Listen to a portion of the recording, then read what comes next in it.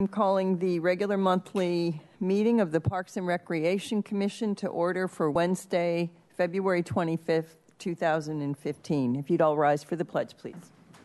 I pledge allegiance to the flag of the United States of America, to the republic for which it stands, one nation, indivisible, with liberty and justice for all. Okay, thank you all. Ms. McGill, would you call roll, please? Chair Wiscombe. Here. Clark. French. Here. Hayton. Here. Longstreet. Here. Rincon. Here. Intern Rodriguez. And Case Spear is not present. Great. Thank you very much, Ms. McGill. Ms. Rapp, any changes to the agenda? No, Chair. Okay. And written communications, we can pass that up. Okay, we'll move on to public comment. Any member of the public may address the commission for up to 2 minutes on any subject within the jurisdiction of the commission that's not scheduled for public discussion before the commission. Mr. Locke, welcome, and we'll give you 2 minutes. You're going to put him here, are you? Your mic's on. There we go. Yeah. My name is Kenneth Locke. I just yesterday spoke before the City Council, did a public comment, City Council School Board, and I mentioned to them, I've been working with what's called Tennisance, the Renaissance of tennis. I'm bringing tennis over to where we understand it in relation to holistic health, mind, body, spirit, like yoga. I mentioned to them that one thing that a little bit of information when it comes to a discipline, how disciplined can you become? And it turns out that I'm the first tennis player to actually get to the point of where I became disciplined. And the idea that in relation to holistic health, and I'm actually practiced with both arms, 2 forehands, 2 backhands, 2 serves at the municipal courts. And now the idea that and mind-body integration, complete knowledge, complete exercise. I represent the first tennis player to actually reach that point. And now I can actually pass it along to this community. I'm sorry to say, I mentioned that there's a tournament going on at the municipal courts. And I'm sorry to say that I refer to them as victims of a kind of a substandard education. They became spoiled. And the idea is that I'm also a painter. I'm actually explaining this in relation to the concept of interdisciplinary. And right now, your recreation program, I'm sorry to say, is lacking in relation to holistic health and also interdisciplinary, because we've divided the kids off. One's swimming, one's playing tennis, one's doing this, one doing that. When in fact, to actually for the children or the kids to reach their fullest potential, it requires them to be diversified in their relationship. And I'm hopeful that eventually people are able to recognize this and recreate it. Thank you. Thank you very much, Mr. Locke. Appreciate it. Okay. That concludes public comment, and I'm going to move on to the Youth Council report. Mr. Rodriguez, welcome. Good evening, Commissioners. Youth Council held an event along with along with Pacific Pride Foundation on the 21st, which was this Saturday. We made a presentation in regards to being a leader in your community, and it went really well. The 23rd, which was Monday, we attended What's Love and Christie's event. That was a pretty good success. Kathy Maria was able to attend, and I think one other member of City Council. And then upcoming events, we have March 8th to the 11th, the NLC, National League of Cities Conference in Washington, D.C. We're looking for a couple of our teens to go and attend that event. March will follow up with, sometime in March, we'll follow up with an event for the mayor's campaign against bullying. So be looking out for an event in March. April 11th, Teen Summit in Southgate. We are holding another presentation, as we did last year in Southgate, to other teens about. Well, actually, we're still working on what we're gonna present on, and then the 20th, April 20th, third annual leadership conference. I hope to see you guys there. May 18th is our tentative date for annual youth leadership banquet. So we have a lot coming up to plan. Yeah. Thank you very much. You've got a busy few months here. It's amazing. So that's great. Does anyone have any questions for Mr. Rodriguez? Okay, fine. Thank you very much. We're going to move on to Commissioner Committee Assignment Reports, and we just normally go down the row. If you have anything to report on, feel free to do so, and if not, just pass. Nothing, Ms. French? Mr. Heaton?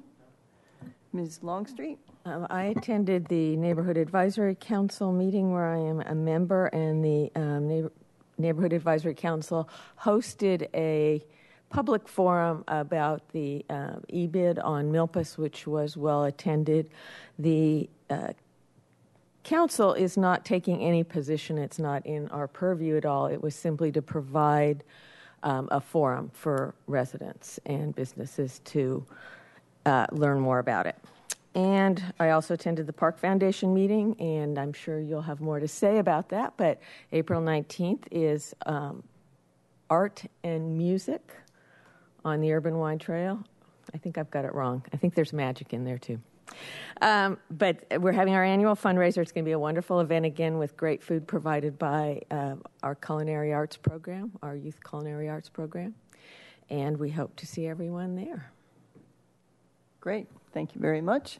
Okay. You don't have anything to report, Mr. Rincon. Ms. Clark? Yeah, I also attended the Park Foundation board meeting. And in addition to talking about our fundraiser, we talked about the need to develop a memorandum of understanding with nonprofits seeking to come under Park as an umbrella organization. We talked about our annual appeal. We're 8,000 something ahead of where we were last year. And then today I went to the follow-up conversation on infrastructure with the city, which was very informative. Great. Thank you very much. Mr. K-Spear. Yes, I attended the this month's Arts and Crafts meeting, and at that meeting, the Transportation and Public Works Department made a presentation on the rebuilding of the Cabrillo Street Bridge, which will impact the Arts and Crafts show. It's been a tough process, let's just say, for the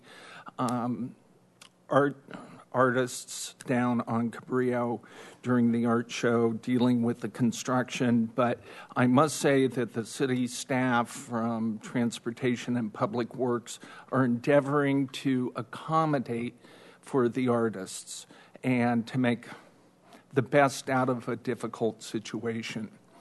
So, and the Arts and Crafts Show is alive and well, Sundays, all day long.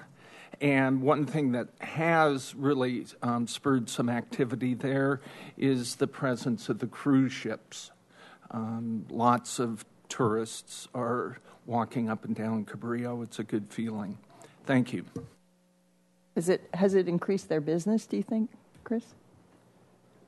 Is that the impression you're getting? Yeah. It's the impression. Yeah. Okay, great. I'll report back next month. Okay, thank you. Okay, and I was unable to attend the Park Foundation meeting, but we did have a Fund Development Committee meeting, which is the committee that is organizing the event for April 19th. It's Magic on the Urban Wine Trail, featuring art and music. And we've got live music. That's a new addition this year. And we've also got an art gallery that's going to be very exciting. We have some incredible donations from some of our local artists for the event. So it's and the artwork will be for sale. So it's going to be fun. It's from 3 to 6 p.m., right, Phoebe? Yeah. And so I hope you'll all attend. I think we'll probably start selling tickets in another couple weeks on the event. And I wanted to report on the Golf Advisory Committee. I attended that on February 11th. And the projection is that we'll end FY 2015 about 2% below FY 2014 actuals and $90,000 lower than our budget projections. We did receive a report on the junior golf program participation, and I just would like to share that with you because I know you're all interested in the youth programs. Guppy Golf, which is basically 3 to 6 years, was down 45%, but it operated for only 2 months as opposed to the 5 months the year before. Russ Morrison Golf, which is 7 to 17 years old, was flat, but that's because the program has reached capacity. And that program is up 41% in the 4-year period. The junior golf camps, they handle kids that are 7 to 15 years, were up 66% in 2014. Now, these are all participation numbers, and 102% over the 4-year period. There's also a First Tee program for 7 to 17-year-olds. That was up 6% for the year and 93% for a 3-year period, and that just started 3 years ago. So that's why the statistic is different. There's the Santa Barbara Youth Golf League, which is 8 to 14 years of age, and that was up 35% for the year and 117% over the 4-year period. And Santa Barbara Junior Golf Tour, which is 10 to 18-year-olds, is at full capacity, so it was flat, with 110 participants. And I'm sure Ms. Rapp will speak to this, but we do urge all the commissioners to support the golf course at the upcoming City Council meeting on March 10th, where there'll be a discussion about moving forward. And today, as Ms. Clark mentioned, I also attended the Special Infrastructure Deferred Maintenance meeting, and it was quite informative. This was basically for commissioners in the city, and there are. It's going to now go to a public process for future steps that are going to be taken. So, and I think it'll move pretty quickly. And I think that's kind of the gist that we got today, that the process would move pretty quickly. Do you have something to add to that, or? Yeah. Just that they were going to put out a more scientific poll to get right. more specifications from the community as to what they thought the priorities were and how they should be funded. Yeah, that was the consensus of the group today at the meeting, that a more scientific poll should be conducted. And that will be up to City Council to decide, because that will have to be a funded item. But I think that was pretty much the consensus of the group that was there today. So that's all I have. So thank you for that. And yes, please, Ms. French.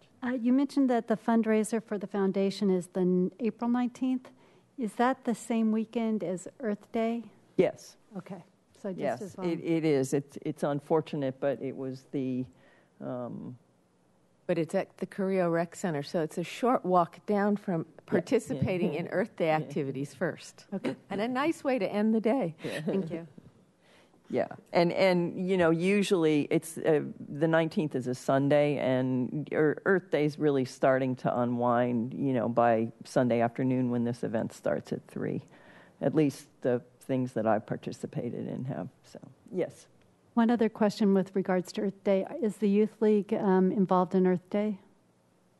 We are not. I don't think we are in it. Okay. We're going to move on to commission and staff communications. You remembered. I remembered. Yeah. Madam Chair and Commissioners, and first let me just provide some additional information to Commissioner French and to our new commissioners. Parks and Recreation, as well as other city departments, are very well represented at Earth Day, and we will have information on all of our different programs available. That is a great opportunity because they get thousands of people coming through. So we will have information available on the Youth Council and those activities, but they have not usually had someone there at the table. And so the other thing that I wanted to also follow up on as the commissioners were reporting out, Commissioner K-Spear spoke of the Arts and Crafts Show and how it's being impacted by the Cabrillo Bridge project. So this is, in fact, a planning process that has been years in the making. And staff from Parks and Recreation and Public Works have been meeting with the Arts and Crafts Show over many of those years, knowing that this was going to be a big impact. So we have actually scheduled this item for your meeting in March because we thought that you should know what some of their challenges are. And also, we wanted to share with you the fact that the Arts and Crafts Show is celebrating its 50th year, and we wanted to talk a little bit about that and highlight that accomplishment. So that will be on your agenda for March. And then I sent this information to commissioners earlier in an email form, but I just wanted to highlight some of the upcoming budget discussions with City Council so that you could put them on your calendars. We will be back at City Council on March 10th with options to improve the golf course fiscal sustainability. This is a follow-up to the last meeting that we had with the Finance Committee. So we will be taking updated performance where we are 8 months into the year, and we've been asked to come back with a proposal for refinancing golf course debt, to make some comments and recommendations on golf marketing and any additional maintenance savings in the current model. So we do expect that there will be quite a discussion on options and directions.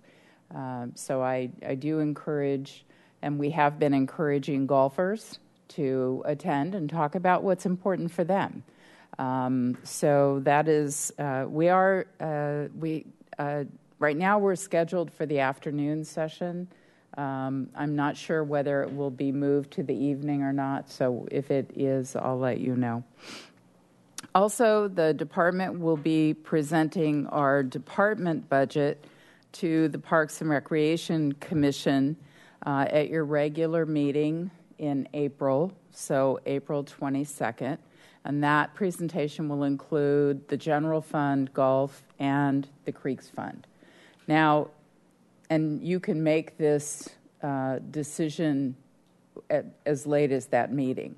So the commission has in the past, depending on the complexity of issues in the budget, either made recommendations at that meeting, or in fact they have asked to have a follow-up meeting where you ask staff to return with additional information, or if you in fact want more time to deliberate and make your recommendations. So you don't have to make that decision until your April meeting, but I want you to just be thinking about that. You have that opportunity.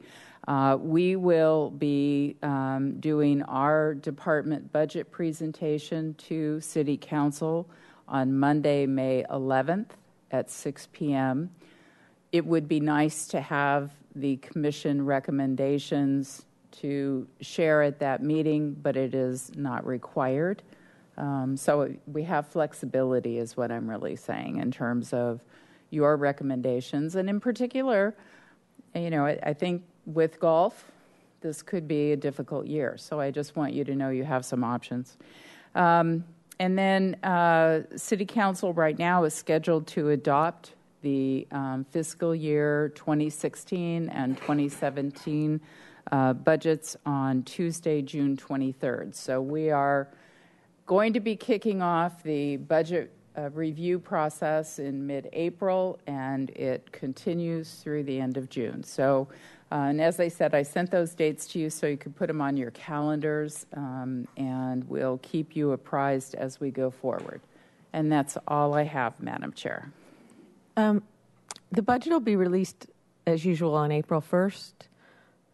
The budget is actually released either I think it's like the third Tuesday in April. I don't have anything with me that has the date on it, but it's generally... Okay, so we won't get it until right before our meeting. Right. Okay. If we could get it as before our packet even, it might be helpful to give us a little more time to go through it in detail. Yes, we can do that because usually it's made available electronically. So we'll be able to do that. Because on that, we have our meeting the 22nd. I leave town on the 24th, and we'll be gone through April. I won't be around for that next 2 weeks. Okay, fine. Thank you very much. I think that's an excellent idea, Ms. Longstreet, we can have it earlier, particularly for our new commissioners. And I apologize, I failed to welcome Mark Rincon to the commission because he's been on for 2 months but was unable to attend our meeting in January. So welcome to you, and we're happy to have you on board. And I'm sorry I skipped over that to begin with. I just see you so much at places that yes. It just slipped my mind. But thank you, yeah. And I'm good to be here. Great, thank you. Okay, we're going to move on to the consent calendar. Agenda item number 1 is summary of council actions. Ms. Rapp, did you have any comments on that? Oh. Only if you have questions. Yeah, if anyone has. Yes, Mr. K-Spear. I was interested in this grant that the city accepted on California gang reduction intervention, and how does that impact our neighborhood outreach budget? Or so, Madam Chair and Commissioner K-Spear, I almost referred to you as Madam Mayor. That just was going there. Caught myself. Anyway, that grant is coming through our department, but that is the city's CalGRIP grant that we have. It's an agreement that came out of our partnership with the South Coast Gang Task Force, and it's a partnership, this particular grant, with the Community Action Commission and UCSB. And it is funding a number of activities. One of those activities is, in fact, our part of the partnership is the youth employment aspect. So, yes, this will help fund and keep youth that are involved in this program in getting them engaged in youth jobs and helping to track them through their participation to ensure the highest level of success. Is this a one-time, 1 year? It's actually, it's a good question. We actually are in year 2 of a 3-year grant, CalGRIP grant. And then, very unusual for them, they asked us to submit for an additional grant, even though we're still in the original grant period. So this is a grant that starts in this year and has the potential for funding for another year as well, so a 2-year funding cycle. So we would hope this is funding through to the statewide, and we have been successful with our multi-agency partnership in getting the CalGRIP funds. So we would hope that we would continue to be competitive and successful in future opportunities as well. Good. Thank you. Anyone else? Okay. Moving on to agenda item number 2, which is approval of minutes. We have 2 sets of minutes, one from a special meeting site visit on Wednesday, January 28th, and then one for our regular monthly commission meeting on Wednesday, January 28th. Does any commissioner feel the need to take these separately? Okay, well then we're going to lump them together. And Mr. Rincon, you are allowed to vote. You just can't make a motion because you weren't present. So just so you know that. So I will move approval of the minutes for January 28th, special meeting and regular meeting. Second. Okay, I don't. Fine. Your voice was louder, I think, Mr. Case here. Okay, so any further discussion? Okay, all in favor? Aye. Aye. Any opposed? Any abstentions? Okay, great. So that passes. And now we are moving on to agenda item number 3, which is the junior high after-school sports leagues. And Recreation Manager Rich Hanna will introduce the item. Welcome, Mr. Hanna. Chair Wiscombe and Commissioners, before I turn the presentation over to Santa Barbara Junior High Principal Lito Garcia, I thought I'd provide a brief background and recognize a program that's been offered for over 29 years, a program that's morphed over time, a program that's being operated by 3 different entities, but something that is pretty unique in common with this is they all share the same vision, which is to keep youth engaged in appropriate behavior after the regular school day. A program like the Junior High After School Sports League assists with deterring criminal activity while teaching positive long-term benefits from participating in sports and providing essential support to families during the crucial after-school hours. The Junior High After School Sports Program has been offered since 1985 on all 4 junior high campuses. During the 16 initial years, the district and the city equally split the cost to operate the program, and the budget was about $85,000, and it's still $85,000 today. The city contributes currently $20,000 to that $85,000. The city of Goleta contributes $13,000, and the Santa Barbara Unified School District contributes $52,000. When it was initially being operated, the Parks and Recreation Department administered the program and provided the support staff. And a key component to the success during those initial years was that the junior high teachers were recruited to be the after-school coaches. And it kind of enabled them to effectively recruit students into the program, kind of mentor them and build on their classroom relationships. At its peak, a total of 5 sports were offered with the annual attendance, over 1,000. Beginning in fiscal year 2003, both agencies were facing financial challenges. The program went through several changes, and participation dwindled to about 790 participants. Following the economic downturn in 2009, with the district and the city again facing difficult budget cuts, the Santa Barbara Police Activities League's SBPAL stepped up to administer the program. The Police Activities League operated the program from 2010 through June of 2013. They were successful in raising funds to further support the operation of the program. In the spring of 2013, the district informed PAL and the city that they were interested in administering the program, and in order to return to the model that utilized certified teachers and coaches with a goal of increasing student participation. The city accepted the proposal, and Santa Barbara Police Activities redirected their energy and resources to other activities. Now, not to steal any of Lito's thunder here, I would add that in a very short time, only the 1.5 seasons that have really been conducted with this program, there's been extensive and significant growth in the participation numbers and the number of sports being offered. Currently, in this current school year, 2014-15, there are 6 sports being administered, 853 youth participate in those sports, and those numbers are getting back up to when the city operated the program between 2004 to 2009. With that, I'm going to turn the presentation over to Lito Garcia. He's the Santa Barbara Junior High principal. He also serves as the Santa Barbara Unified School District Program Administrator, and he'll provide you with a status report on the program. Lito.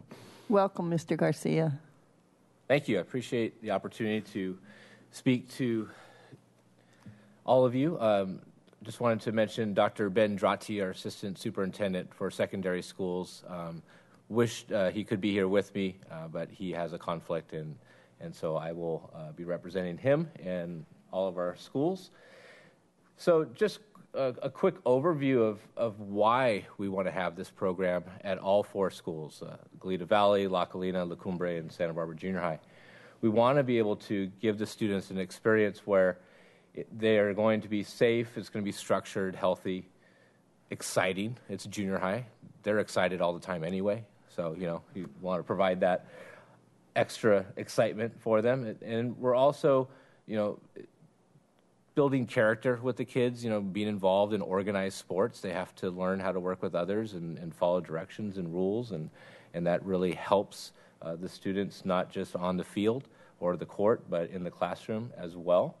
We're building those leadership skills. We have students with us who have no organized sports experience to those who are playing at a club level. And so this gives everyone that opportunity to step up and be a leader on the field or the court. And of course, it develops responsibility. This is adding an extra responsibility to their day. They have their schoolwork, they have their homework, their tests to study for, they have chores at home, and now they have a team that they're responsible for. So it helps with that. As was mentioned earlier, the budget, and we're doing quite well. We could always use more money, but that's everywhere. This is our structure. I do oversee the entire program, and we have a coordinator, Scott Brennan, who is also a PE teacher at Santa Barbara Junior High. He then works with each site coordinator, who then works with the coaches. And as was mentioned earlier, now that we have the program under our supervision, we hire our teachers, which has been fantastic with the recruitment. We offer both boys and girls sports. So we have basketball, both boys and girls, and soccer, boys and girls. Volleyball, we offer it for boys and girls. We haven't had the numbers to have an entire boys team or an entire girls team, so it's operating co-ed. The same with our flag football. We haven't been able to offer one full team for either boys or girls, so we have, again, a co-ed team out there. And then cross country, that's always been a co-ed participation. And what is not reflected on this slide is, and that's because we just finalized the deal yesterday, is that we are going to have another season after spring break in April that'll run into May with lacrosse. So we're very excited about that, and we're going to go the same route and offer boys and girls teams. We'll see what the numbers are like, and nobody gets turned away. That's why we offer the co-ed option if necessary. So that's something that's very exciting, and we're looking forward to that. Here are some numbers from our first season. So our seasons are 5 weeks. In the first week, the students practice, and it's 4 days a week after school for about an hour. And then starting the second week and running each week after that, they practice 3 days, and then they have games on Wednesday. And so today, Goleta Valley is over at my site, Santa Barbara Junior High, and so we have flag football and volleyball going on at the same time. And we find that to be really exciting to have all of those kids out there playing. The parents are coming out. Students are staying after school to cheer on their team. It's really made for a real festive atmosphere. And then round 3 numbers. And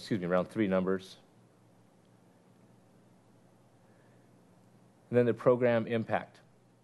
So on average, we've had 10 to 15 more students participating in basketball and soccer.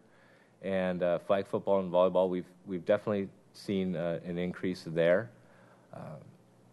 It has been successful. The students appreciate it.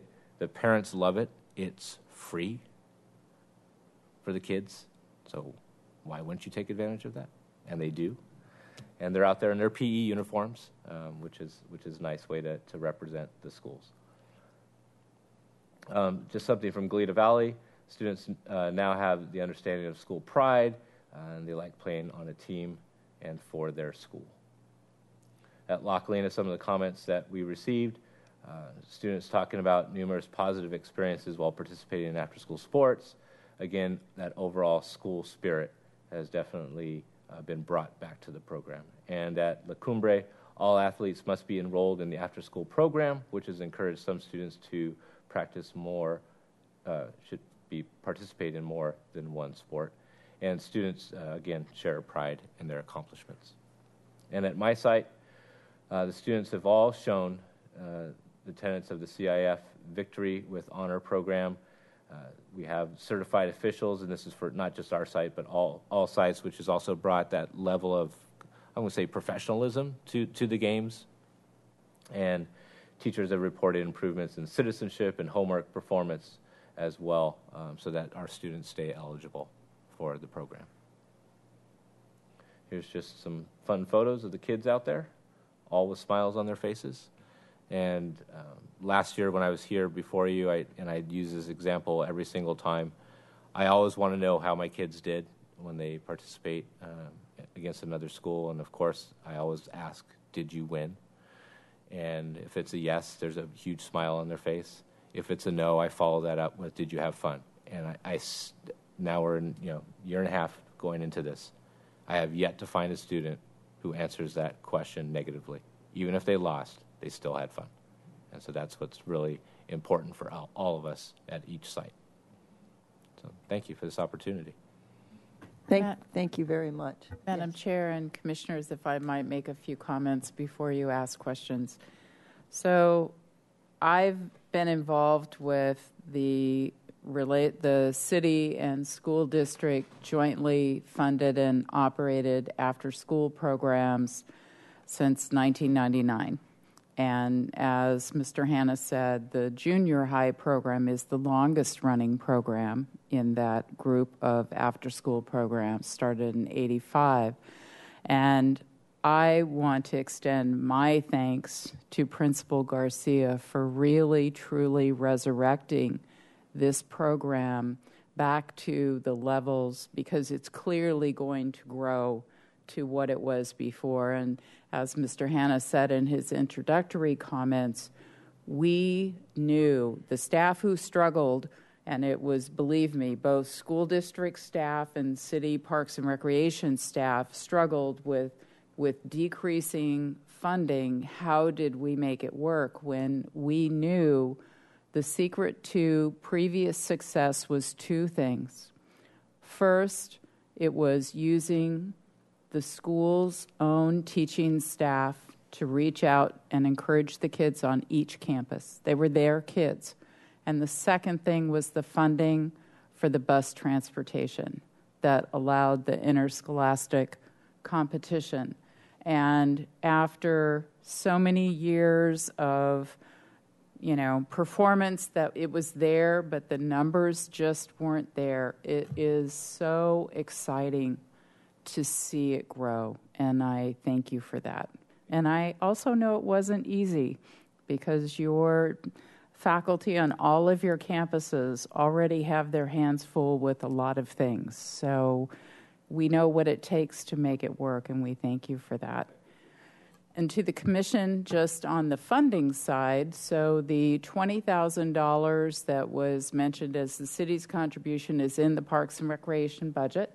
And so we wanted to have this report come to you before we are, because you'll be seeing that recommendation in our budget. And we are strongly supporting continuing to fund the junior high after-school program. The reason why you might see the differing amounts in funding has a long history of the city and the school district struggling with how they fund the three different programs that we collaborate on: the junior high program, the AOK state grant-funded program for the elementary schools and the recreation after-school fee-based funding. So the city funds differing levels for each of those, just as the school district does. So it all kind of balanced out over time. But we are very pleased to see the progress. Thank you very much. And thank you, Principal Garcia, for the nice presentation you gave. I'm going to open it up to the commission for comments. Ms. Longstreet, you have something? Well, it's such a tough age, and to get them involved in things. And it's past the camp age, and it's kind of before the high school age. And I don't think any of either the school district or the city can do it alone. So it's really nice to see the collaboration. It needs to happen where it's accessible to the kids. And I'm pleased to see that we have something devoted to that age group. I know we do a lot in very specialized areas, and, you know, we take care of those kids, but to have something open to everybody. I mean, I live on the Lower West Side, and those kids don't often go to other things, and so it's nice that they have it right at their school site and can participate. I think it's important, our collaboration. I don't think to the residents of the city of Santa Barbara it matters who presents the program as long as the program's there. They see us all as serving the citizens. So I think this is great. Thank you. Anyone else have a comment? Yes, Mr. Casebeer. Thank you, Lito. And Nancy, for that matter. You know, it's teamwork that has built this program. And one aspect of this that I was interested to hear, that you don't turn away a single student. So are we including mentally and physically challenged kids that... Any student who wants to participate, we make sure it happens. Good. And wonderful. You know, just to kind of dovetail about not turning students away. So, and you know, buses being really the biggest piece here of having to fund. This year, with the participation, we normally rely on just one bus to transport our teams over. We've had multiple game days now where we've had to quickly call in a second bus to make sure that, you know, we can get all the kids over. So we want it to continue to grow and for all of our kids. We provide education for all of our kids. We're going to provide sports opportunities for all our kids as well.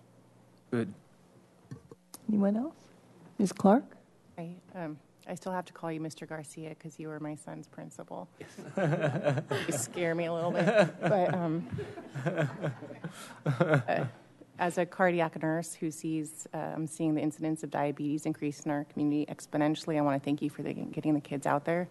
And I agree that the interscholastic competition, even if it requires bus funding, is a fabulous way to do that. I hear my son talk about San Marcos High, Dos Pueblos High, and he would do anything to get even with them for some transgression. I don't know what it is, but what you're doing is a great motivator, and you're keeping those kids off the couch and out of the hospital and without diabetes. So that's fabulous. Thank you. Thank you. Thank you. Anyone else? Yes, Mr. Rincon. Yeah, thank you very much for that program. I can testify to those programs. As a youth, I too participated in a lot of those programs, and it really deviates your mind and your body away from, you know, things that you shouldn't be doing to think positive things. And I thank you for that. That's really good. I know you really want to grow the program, and it's challenging because your budget's been fixed for several years. So I'm just wondering how we can grow the budget for this program and to be more inclusive. As far as growing the budget, you can always approve more money for it, and I'm sure that would be one way.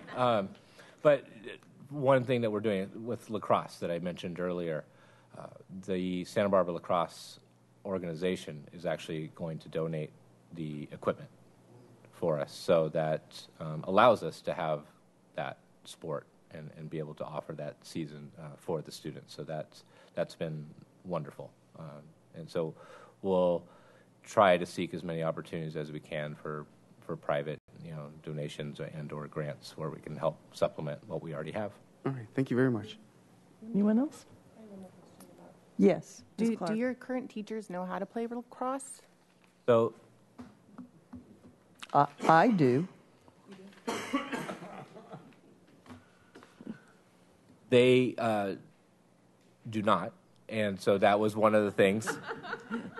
That was one of the things that was part of our meeting yesterday, is how are we going to support our coaches as well in this. And so members of the Santa Barbara Lacrosse organization will actually come out and are going to coach next to our coaches and teach them the fundamentals and the necessary skills to build up those skills in our students. And at Santa Barbara Junior High, and I know this occurs at some of the other junior highs as well, they actually are already coming in and they do clinics with all of our students in their PE classes. So we have a wide variety. We have 820 kids on our campus, and so 820 kids are getting exposure to the fundamentals of lacrosse. So they're willing to support us so that we can be successful. Yes, Ms. French, you go ahead, and then I'll go. Is there any thought to extending the competition to some of the private schools? There's a couple of religious private schools that are also trying to have sports programs that are inclusive, and many of those schools are very close to our public schools. I was just wondering if there's an opportunity there to sort of extend that reach in the competition aspects. I think there's definitely an opportunity. It would just require some organization on our part to make that happen, and we'd have to look at funding, because if we're going to increase our travel, that's going to increase our expenses as well. So we have to take all that into account. We also, being that this is just our second school year back with the program, we want to really make sure that we're doing it right by our kids, and then in the future, I think having those opportunities would be excellent. Great. Chair Wiscombe and Commissioner French, to share information, over the years, we did exactly that. And as Principal Garcia mentioned, they would be self-funded. So we figured out what the cost of the program was, and they had to pay for their costs to participate. So it was a fee that they paid to the program, covering our costs, so for their kids to participate. But yes, that was something that we have done in the past, and particularly because of the reason that you mentioned. It's to get more kids engaged in positive sports activities, and the inter-campus play is a key part of that enjoyment. So I think with time, as Principal Lito says, Principal Garcia says, I think that it could be a direction that we go, and it just gets funded differently. Okay. I just had a couple comments. I'm kind of a numbers person, but you've had a 272% increase in participation, which is just phenomenal. Pretty good, huh? So yeah. it's pretty darn good. It's really great. And I was looking at, one of my questions was what sport has the most participation, but from your slides it looks like it's girls soccer. Is that the highest? A lot of numbers for girls soccer. Yeah, okay. And in terms of lacrosse, are you going to offer that to both boys and girls? Yes, it'll be offered to both boys and girls, and then we'll just have to make a determination on the numbers that come out, and if we'll have enough to field an entire boys team and or an entire girls team. If not, it'll be co-ed. Okay, well that's interesting, because back in the days when I played lacrosse, which is many moons ago, they're two totally different sports. Yes. I mean, girls is very elegant, and boys is so jabbing in the ribs there. So we're going to be playing what we're referring to as PE rules. So it's going to be a non-contact lacrosse, and we won't be having goalies. We'll just be actually using mini soccer nets. So we're modifying it just to, again, build those fundamentals for the students. We will use boys lacrosse sticks, though, for everybody. It just makes it just a lot easier for that. So it's really modified. That's interesting. I would love to come out when you get it going. I'd love to come out and see it, because I think it would be really interesting. It's been a long time for me. April, we'll be having our first match. So that's great. When is it? Third Wednesday of April. I'll I'll send Rich a schedule. That and would be he can- great, he yeah. can pass that on I to you think all. that would be wonderful. Good, thank you. And then my last question is really kind of off topic, but I noticed you have cross country. And I'm wondering, has the movie McFarland, have you seen the movie McFarland? I have not. It's on my list. Oh, please, Yes, please I go hear and great see it. things. And if you could bring your whole cross country team to see it, it's a fabulous Great. movie. But I'll be curious to see if participation in cross country actually increases because of that movie, because it's an incredibly inspirational story. Right. So, but thank you very much for coming today, Principal Welcome. Garcia. We really Chair Wisdom. appreciate it. And If I could say one last thing. yes, Mr. Rodriguez has something. Yeah, Mr. Garcia, I'd just like to say I'm happy to see you at the head of this program, because I remember when you were my assistant principal at La Colina, and the year I left, I think you might have left to Santa Barbara Junior High. So I was kind of sad to see you go. But Thank you for that, Andrew. yeah, I'm glad to see you bringing other sports, especially lacrosse, because I know I taught myself to play lacrosse just because I wanted to play lacrosse, because this year they brought it to San Marcos or high schools. And sadly I did not sign up in time, but yeah, I'm hoping to play in college, but club-wise, Yes. of course. And then, yeah, I'm just glad to see you at the head of this, because I know when I was in junior high, I saw everyone playing sports, and I wished I could have played. I was a part of band, so yeah, very very happy to see this organization going very well. Well, thank you. Appreciate that. Well, thank you very much. Mr. Hanna, thank you for the presentation and introducing Principal Garcia. And Ms. Rapp, thank you for the background material. That was very informative. And good luck, and I'm looking forward to seeing the schedule. So, okay. We're going to move on to agenda item number 5, which is the draft off-leash dog areas feasibility study. Oh, sorry, it's agenda item number 4. I just got corrected. I can't count, sorry. Ms. Zachary, welcome. Chair Wiscombe, members of the commission, with me today is Kathy Fry, and she's going to be doing the bulk of the presentation. You have in your packet our staff report and the draft feasibility study. I'd just like to give you a brief introduction, and then also note that Jeff Deming from Animal Control Office is here and able to answer any questions that you might have related to their role in enforcing the city's dog-related, animal-related regulations. And then also Rich Hanna and Santos Escobar, since anything related to our parks involves both our recreation manager and our parks manager and everybody in between. The purpose of today's meeting is really to present our work effort today. It's a stepping stone to further discussion, we imagine. And it's essentially a way to begin tackling the idea of how do we accommodate or encourage or plan for off-leash dog areas within city parks. So as you can imagine, the next steps are more complicated and involve a lot more public process and then analysis as to really getting into the weeds as to the feasibility. We prepared this study as a result of a couple of things. We've been talking to different individuals over the years, wanting more opportunities for their dogs to run off-leash.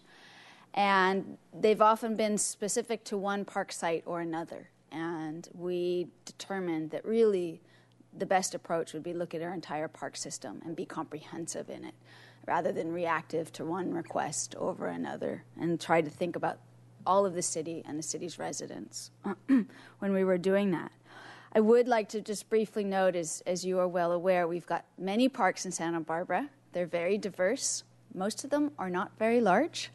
They also bring with them a variety of resources, whether they're environmental, horticultural, or historic. They're also very well loved and used by the community, whether it's for community events, private gatherings, sports, both organized and drop-in sports. We have now, as of hopefully later this week, early next week, 23 playgrounds in our parks. So that's 23 places for young children to play, in addition to everything else. And then we have areas that are just for hiking or focus on horses.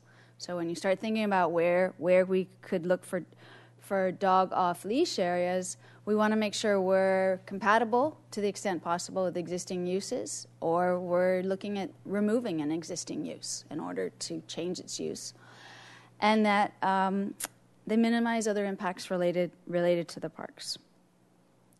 So with that, I would like to turn it over to Kathy Fry, and she'll walk you through our study and our recommendations, and we look forward to your questions and discussion as we move forward. Ms. Zachary, before we start, I just wanted to welcome Council Member Kathy Murillo to the meeting, and thank you for coming. I know you're a dog lover, so Ms. Fry, welcome. Yeah.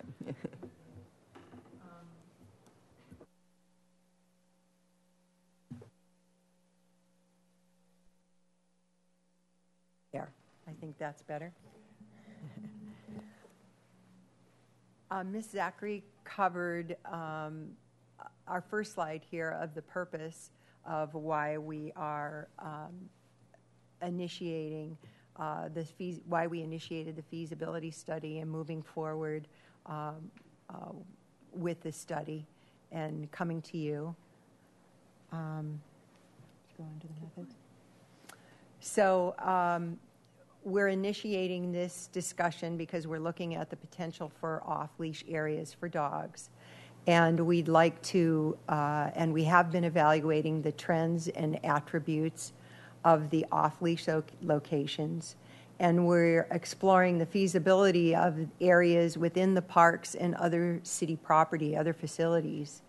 And we're coming to you for recommendations on further review of a few of the sites that we've identified. We've been looking at national and state facilities, other parks areas, other jurisdictions that have off-leash locations. And we've been looking online and talking to those jurisdictions on the phone and email and visiting local jurisdictions to find out what are the key attributes for off-leash dog locations. After we found out those parameters and attributes, we then reviewed our city park facilities and created a matrix of all of our parks and looked at the attributes that we had determined to see how they meshed with our parks. We also held meetings with other city staff outside of parks. We talked to animal control because they are the part of our city, the staff that's going to be enforcing regulations regarding dogs off leash. We talked to park staff about maintenance and what it currently takes and what they know it would take to take care of another off-leash area. And we talked to recreation staff because anything that we do could affect existing recreation, sports, playgrounds, rental facilities. And we also talked with Water Resources because there is one public works facility that we are looking at as a potential, looking for recommendations from you of whether we should study this further. So in looking at the national trends and case studies, we saw that there's three main design configurations with an off-leash dog area. There could be a dedicated facility, and that's generally a fence location that's dedicated to dogs for off-leash use. And that fencing is usually around the perimeter of the area, and oftentimes there is also a fence inside to separate large and small dogs, and we'll talk about that more as we go on. And then there's a shared use facility, and those are unfenced, And oftentimes there's a separation of use by days or by times of day. So you may have people who are working and want to use that area, and the jurisdiction has early morning and late evening hours, and then other people can use the park in the middle of the day. Or it could be Monday through Friday for dogs off leash, and then the weekend for the general public.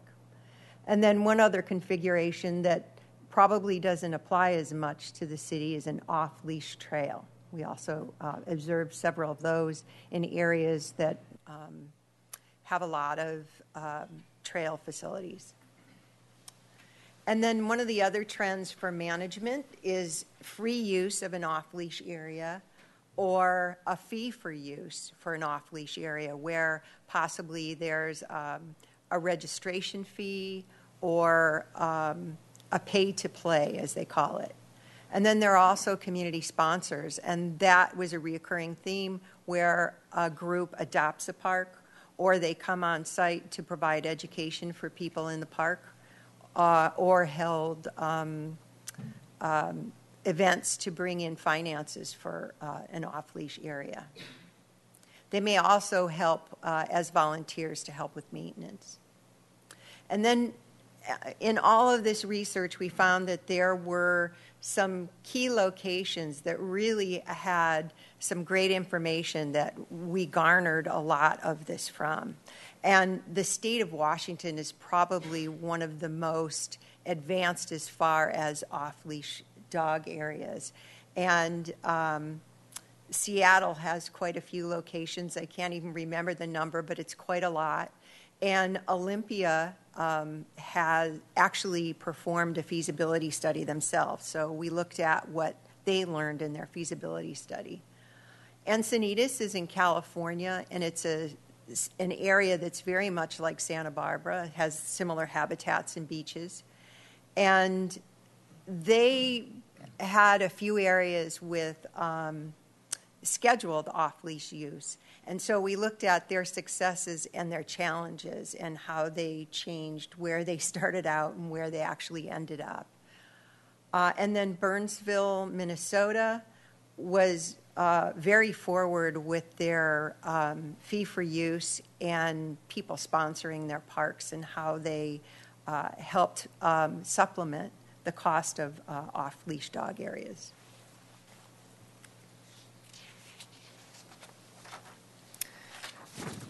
So after looking around the nation and the state, we started to concentrate on who do we have locally that has off-leash areas.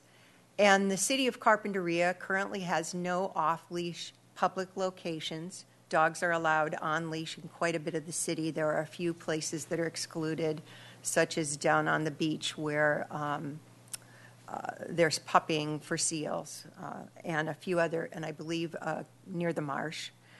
And their city staff performed a survey of residents, and the majority of people were interested in an off-leash area, but nothing has come of that at this point, although they are looking in their next fiscal year at possibly doing that. The city of Goleta has no off-leash areas for dogs in the city, although they're working on a recreation needs assessment. And that was brought up in discussions with the public, but they have no concrete plans about creating an off-leash area. Also within the city of Goleta, but a private location, is the Gersh Park. And there is a pilot program there, but it's very limited for dogs off leash. It's limited to 30 people, and only 20 dogs are allowed at a time within a fenced area that's also used multiply. It's a shared use. This is another situation of a shared use where soccer, AYSO soccer uses it, and also dog agility trainers use this area also. It's a very simple chain link fence, and that's the only thing there other than very good parking. And then the county of Santa Barbara, you can see 5 parks in South County, and then Orchid has 2 parks with off-leash locations. Tucker's Grove, Tabano Hollow, and Toro Canyon are all fenced, and Tucker's Grove has no limitation in hours. It's a fenced area within the park that people are allowed to have their dogs off leash. Tabano Hollow and Toro Canyon are fenced but have limitations on hours, where it's usually morning hours, then open to the public in the afternoon, and then evening hours for off leash. And then Patterson and Sea Lookout are unfenced off-leash areas that once again have a separation by time, where morning and evening people are allowed off-leash with their dogs. And then Orchid in North County has two very large parks that the Orchid Community Park and Waller Park, with off-leash locations inside. And those parks are 26 and 150 acres. So they have fenced off-leash areas inside of there. And with our research, staff saw that there were these reoccurring considerations that just about every jurisdiction took into consideration. And we'll talk a little more about these, especially size, how that is affected in Santa Barbara with our limited park areas and working within those areas. And access is mainly dealing with parking and where the location is in the city. Is it an underserved area, or is it someplace that there already is a park? Site design, that is what we covered before regarding, are you going to limit the hours, or is this open all the time for off-leash use? And then improvements would include things like regulation signs and mutt mitt dispensers. Would there be water there, shade, benches? And then compatibility is a reoccurring and covers quite a few of these parameters. Is there compatibility within the park with off-leash use? Is there compatibility with the neighborhood with off-leash use? And then is there compatibility, or would there be impacts to environmental resources that are currently existing within those parks? And then spillover, I just want to tell you about that conflict. That's when you have one recreational use extending over and maybe conflicting with another recreational use. So, for example, if you had dogs off leash in a park and they were to run into an organized sports area or run into a playground where children were playing and not be on leash, that would be a spillover conflict. And then noise fits in with compatibility, but one thing I wanted to mention is that if a person has a dog off leash and they don't have voice control over their dog, a dog that's been trained to understand voice commands, people have a tendency to yell at their dog, thinking the dog will respond to a louder or more commanding voice, and that often causes a conflict. And then another consideration that is also potentially helpful is dog classes and trials. Do you want to allow those? It can help defray the cost of your location, and it can also train a dog, and a trained dog, an obedient dog, is more desirable within a park and is a happier dog. And then volunteers and advocacy groups, are they going to be involved, and do people step up to do that?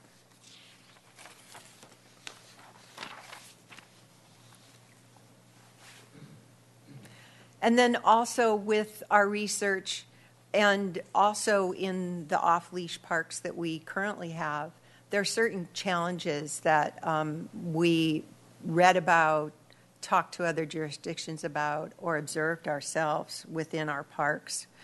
A reoccurring theme with unfenced area was conflicts with other park uses, and then also the loss of wildlife and wildlife habitat or plant habitat in areas if dogs have an impact running through those areas. Animal control it now has enforcement possibly of new rules that they have to deal with, and park staff has additional maintenance and site cleanup, especially if dog owners aren't compliant. There's the issue of dog aggression and public safety, and dog aggression could be dog to dog or dog to human. And public safety could also be dogs running out into the street if an area were unfenced. And then neighborhood opposition. It could be because of noise or because of spillover or parking in the surrounding area.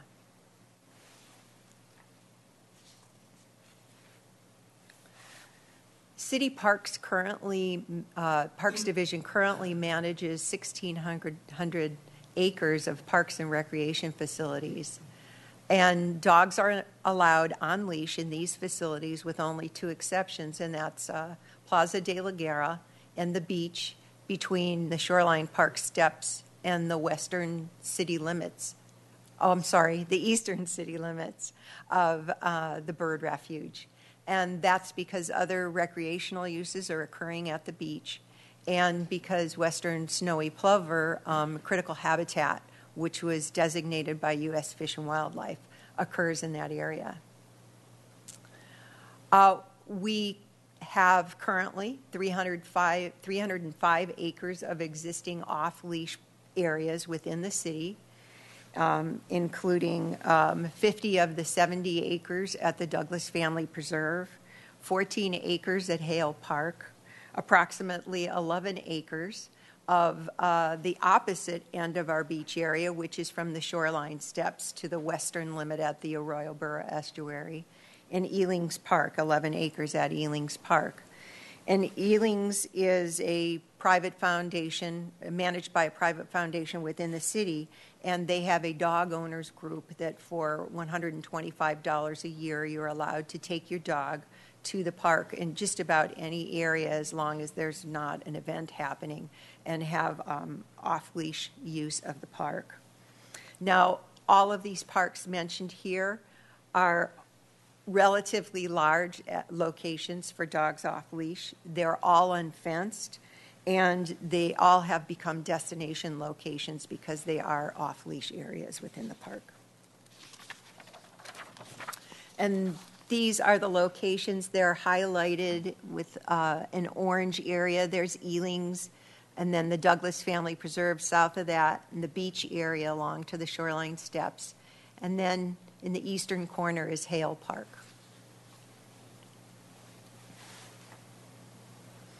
So then, taking what we learned from our research and from what we know from our city parks and applying that, there are some main considerations for our city parks and parameters to look at.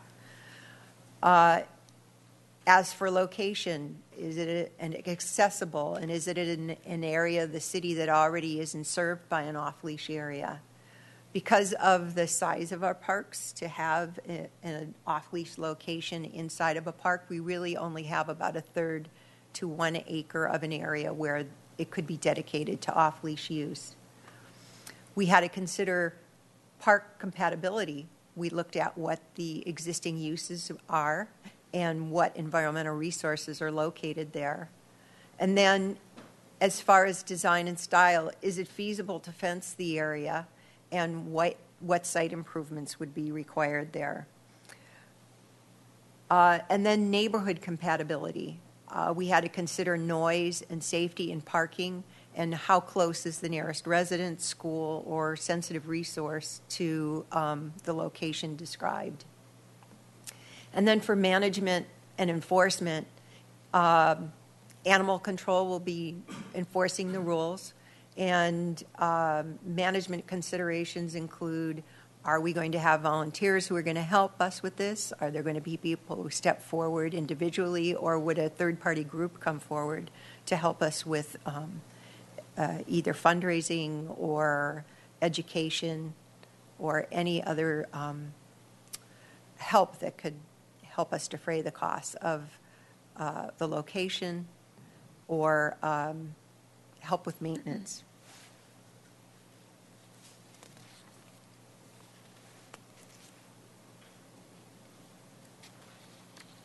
So as we went through the list of parameters, staff looked at the parks, and what factors would cause elimination of parks within the acreage within the city. And we found that some of the parks just inherently were too small, that we couldn't fit a fenced location within a park.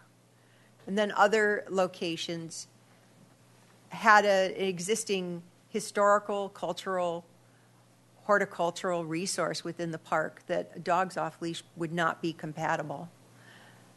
That also has to do with environmental impacts. Could there be an environmental impact to an existing sensitive resource, such as wildlife or plant life? And then were there conflicts with existing uses? Is there enough space in the property, if it was unfenced, to have a playground in the area? Or even if it was fenced, is that compatible with the area that's there?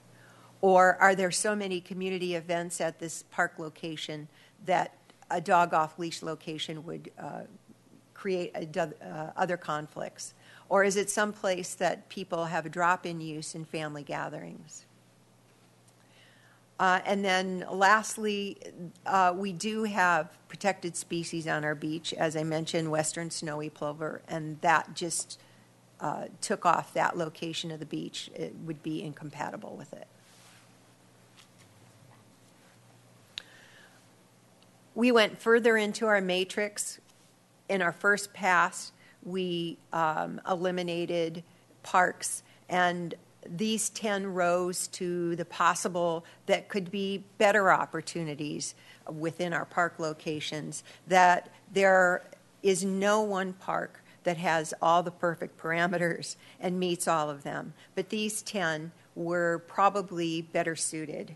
And then looking in them further, the first 6 parks, we realized there were some issues that were similar to what was stated, and we also eliminated those. And then the last 4, we determined still there are issues, but there are things that we think we could work with, and that there's further review for consideration here on these parks, the last 4. So we'll spend a little time today and look at those. Including Dwight Murphy, we identified a 3/4 to 1 acre area, depending on what park improvements would occur there.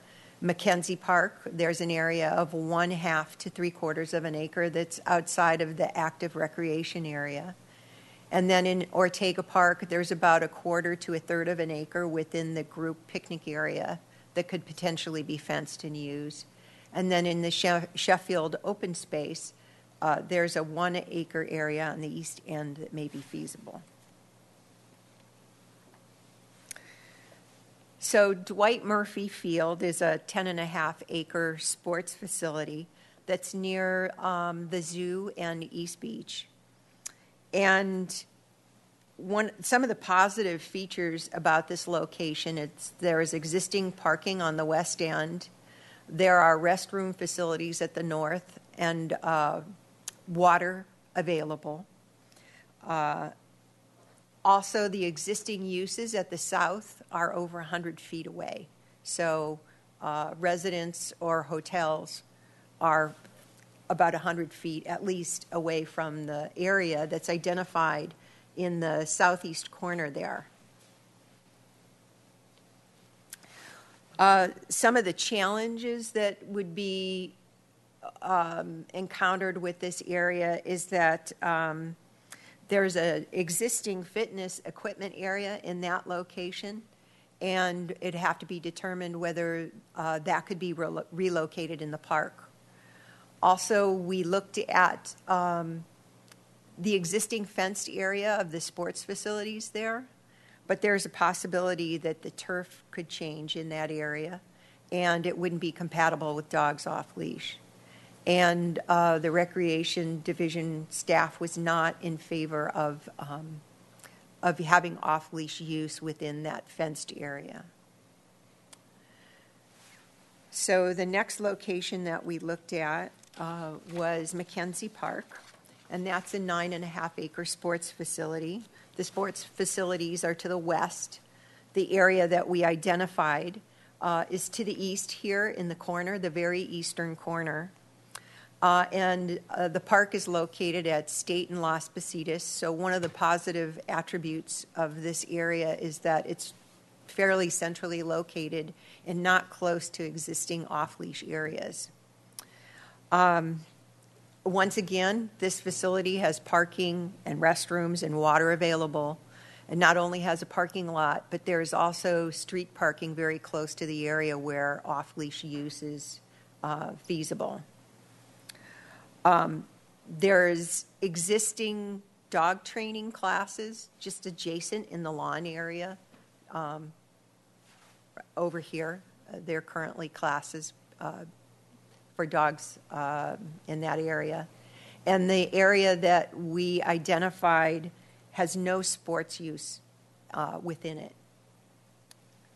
One of the negative things about this site is you can see there's a very close motel to the area identified, so we'd have to consider what noises would occur and what impacts would occur because of that.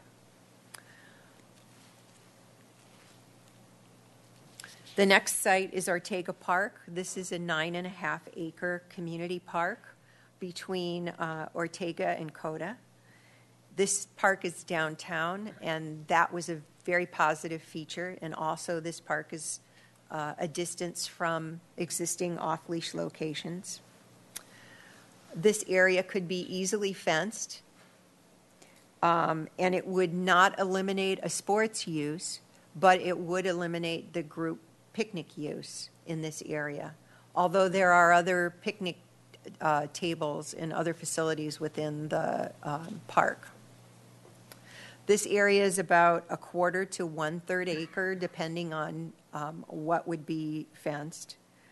And another issue with this, or consideration, is that there's very limited parking. There's no parking lot. It's all street parking. We did consider one of the grassy open fields, but there were considerations from Recreation about that, and also from park staff because of the adjacent junior high. The Santa Barbara Junior High is to the east or north of this location. And Recreation was concerned about keeping open grassy areas for drop-in recreation use or planned recreation use. And so if we wanted to fence an area, it would fence off or divide that open grassy area.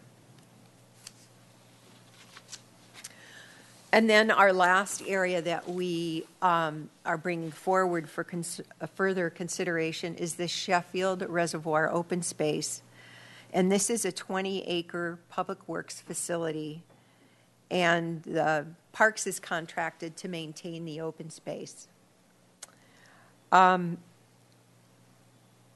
originally looked at an area in the very central location of the park that you can see, or of the open space that looks rather open.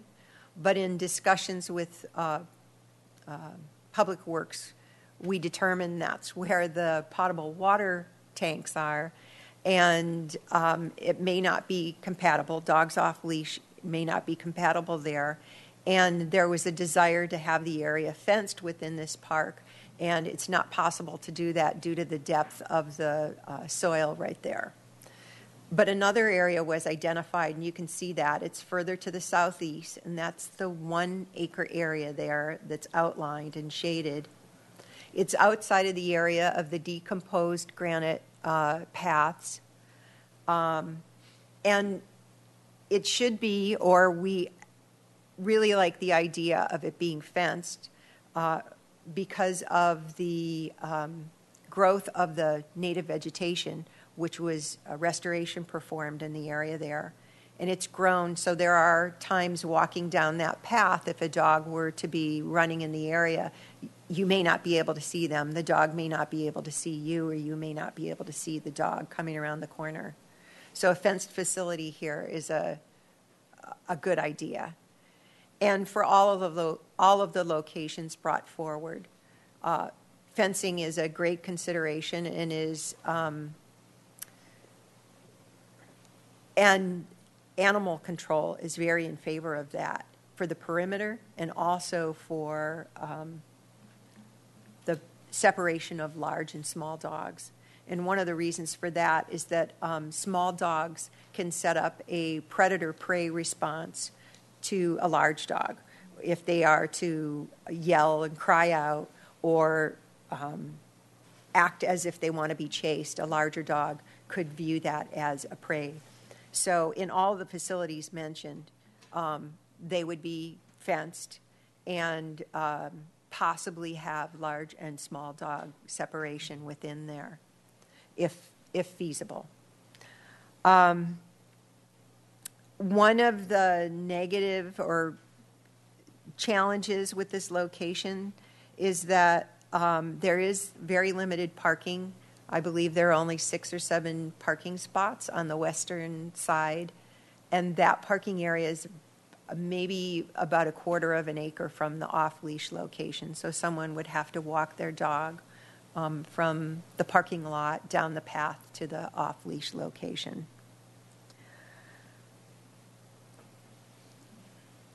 So that concludes the presentation for my part, and I'll now turn it over to Jill Zachary.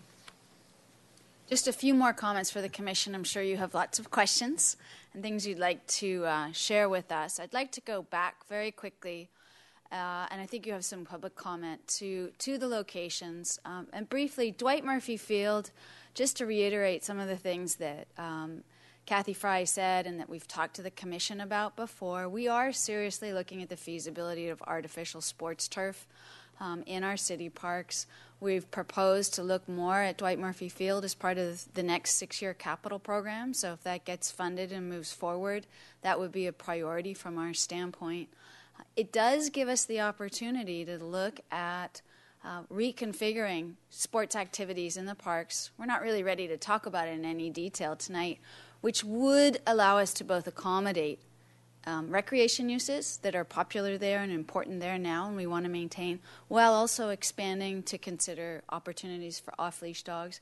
And we have also, we have heard from users of this equipment that they would not be happy to see it go. The Commission knows we're looking at the feasibility of different but similar concept equipment in other parks. So all of those things are all part of the discussion. It's not that we've forgotten them, but we would look at how do we maintain existing uses here. And then for Mackenzie Park, we do have a old youth activities building in this location you may be familiar with. It's currently vacant. It's in a state that it does not make it useful. So part of looking at this site would be removing that building to allow for more space for off-leash dogs. Also, the Public Works Department is going to be doing some crosswalk improvements here to improve access across the street. Many of you know that this is not such a pedestrian-friendly environment.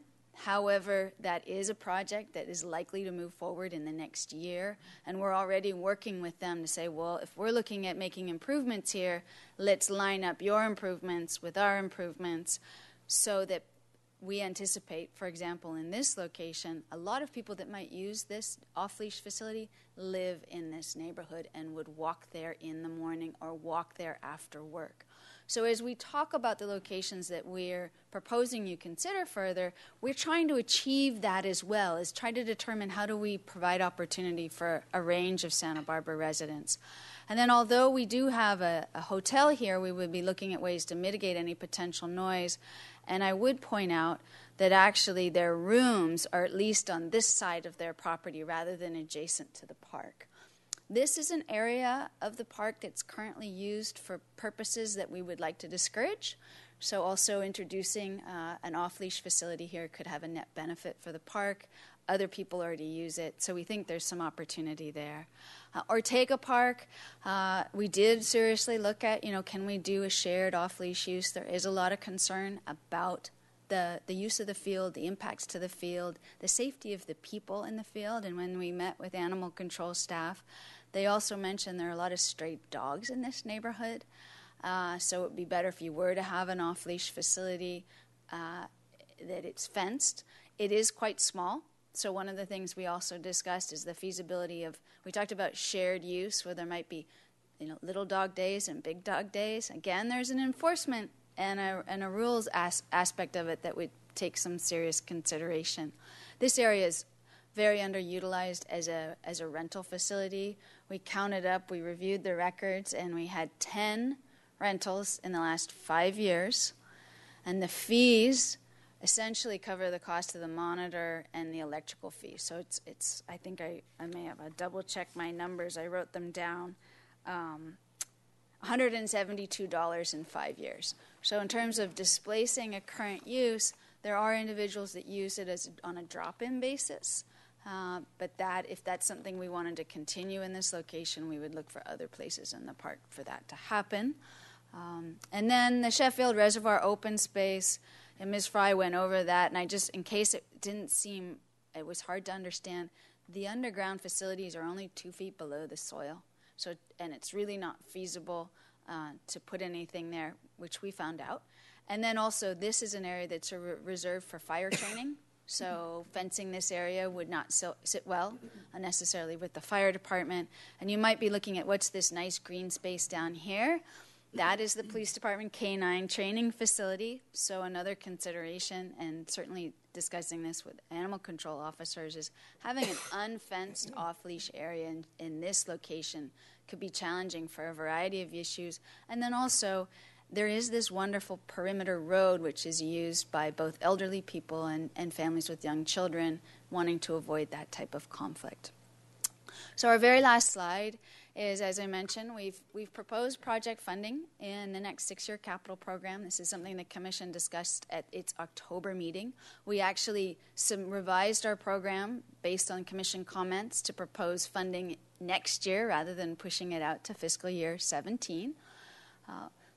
That funding would allow us to do any number of things. Either move forward with one site and take it to the next steps, or do more conceptual review of all sites. It really depends on where we might end up.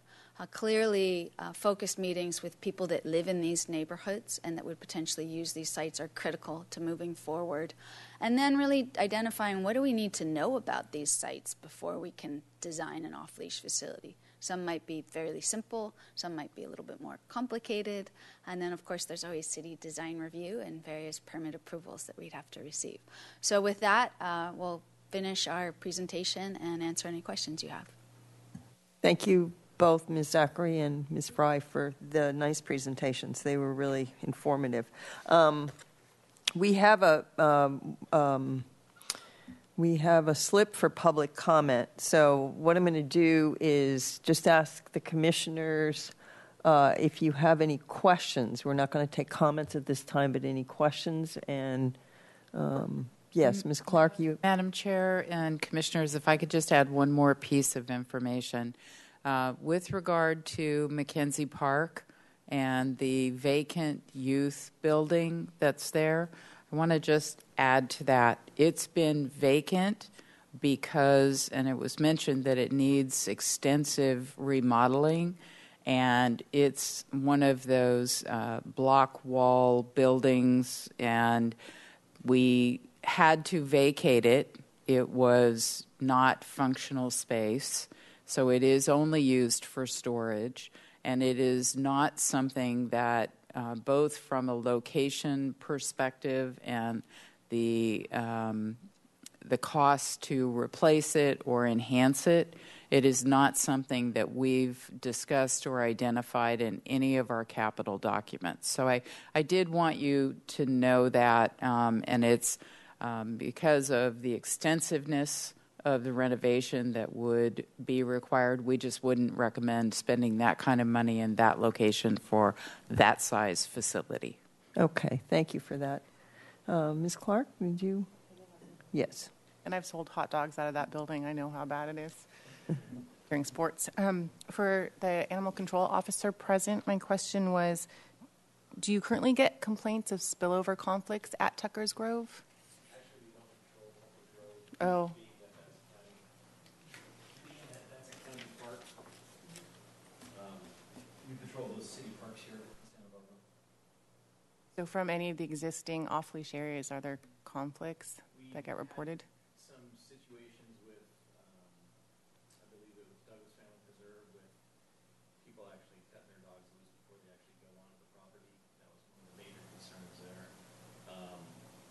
Dealings Park, we haven't had a whole lot because they kind of police themselves as far as the whole area's fenced, and it's a large area, so they control it themselves. Hale Park is just more of an open space. A lot of people that I found don't really know about it, and so we try and inform them when we're talking to them in some of the parks that there are a few other off-leash areas. So, but as far as spillover goes, we really haven't experienced that yet. So. Okay. And then just one more quick question. Do you have any idea of how many dogs there are in the city of Santa Barbara? I don't have the exact statistic right now, but we could check with the licensing. It would be interesting information. The licensed dogs that we know about. I mean, there are students with dogs. There are people that don't license their dogs. So. Okay. Thank you. Commissioner Clark, Chair Wiscombe, if I could just add, the spillover concept really comes from where you're trying to create shared use. We currently don't have that in our off-leash facilities, with the exception that if there are users in our parks, the Douglas Family Preserve, someone may not have a dog, and we have issues with dog-on-human types of aggression. It's not necessarily spillover, but it is conflict. And similarly on the beaches, we do get complaints and reports of issues that occur by dogs or by park users, and we have that in our other parks too, mind you. Most of the research when we looked at shared use areas, that's where we learned more about the potential for spillover when you had an off-leash use next to a playground, for example. Okay. And I would add to that, over the years, probably one of the areas that has gotten the most complaints, and we've had some pretty serious incidents as well, has been dog owners taking their dogs to the beach down Mesa Lane steps or 1,000 steps, and they are off-leash. And so they are running down the stairs or up the stairs at the same time that you have families with young children. And so that's a good example. They should be having their dogs on leash until they get to the off-leash area. So we have had some pretty serious incidents related to the beach access. Okay. Mr. Caseberry, you have a question? I have a question for the officer. And your name again, please? Officer Deming. Deming. Thank you. From talking to several friends who are dog owners, would you agree that some of the major problem in these off-leash areas are dogs on dogs, aggressive dogs going after? Yeah, that was one of my biggest concerns, and what our stance is kind of on these off-leash park areas is the need for the fencing and the need for the separation of large dog, small dog, because situations, you're going to get a large pit bull, you got a little chihuahua. It's going to end very badly. But if you got a few chihuahuas going at it, that's not as big a deal. So as far as that goes, that's why we really need to separate these animals with the fencing aspect of it. So, but yeah, dogs are animals, and they try and work things out, and sometimes it's just a matter of being loud and boisterous with each other, and sometimes it's pretty severe. So yeah, definitely we feel the need for the separation for the larger, smaller animals. So. And that would be by time of day? Well, actually, the best physically. Physically, yeah. The fencing is key. Time of day. I mean, you still have people that are using and abusing the park system for dog off leash, even though it's not an off leash park. So you're going to be getting these folks that are going to be like, well, I want to walk my dog before I go to work, except it's not, big dog time. So they're still going to use it and abuse it, and that's kind of why we're here to try and enforce those laws. So, thank you for doing what you do. Thank you. Mr. Rincon, you had a question. Yes. In terms of the study, are we going to just focus on continuing to study for one location, or are we still going to consider multiple locations? I know that the funding is going to be an issue there, but I was wondering if we can have more than just one recommendation. Chair Wiscombe and Commissioner Rincon, we've identified 4 feasible locations. Some may prove to be easier to evaluate off at the beginning. It really depends on how we'd like to proceed. Like I said at the end of the presentation, we could, like, for example, with the Cabrillo Ballpark, do some conceptual drawings for all 4 and have meetings with all 4 neighborhoods and try to look at it that way and see maybe we'd only end up with 2 or 1 as a result of that. Or there may be ones that the commission or the general public just flat out don't agree with, and we would set them aside for now and focus on ones that appear to be more feasible in the short term. It's really, that's what we're here today to ask you what your opinion is and what you think we should do next. Okay. Any other questions? Mr. Heaton, you had a question? Yeah, thank you.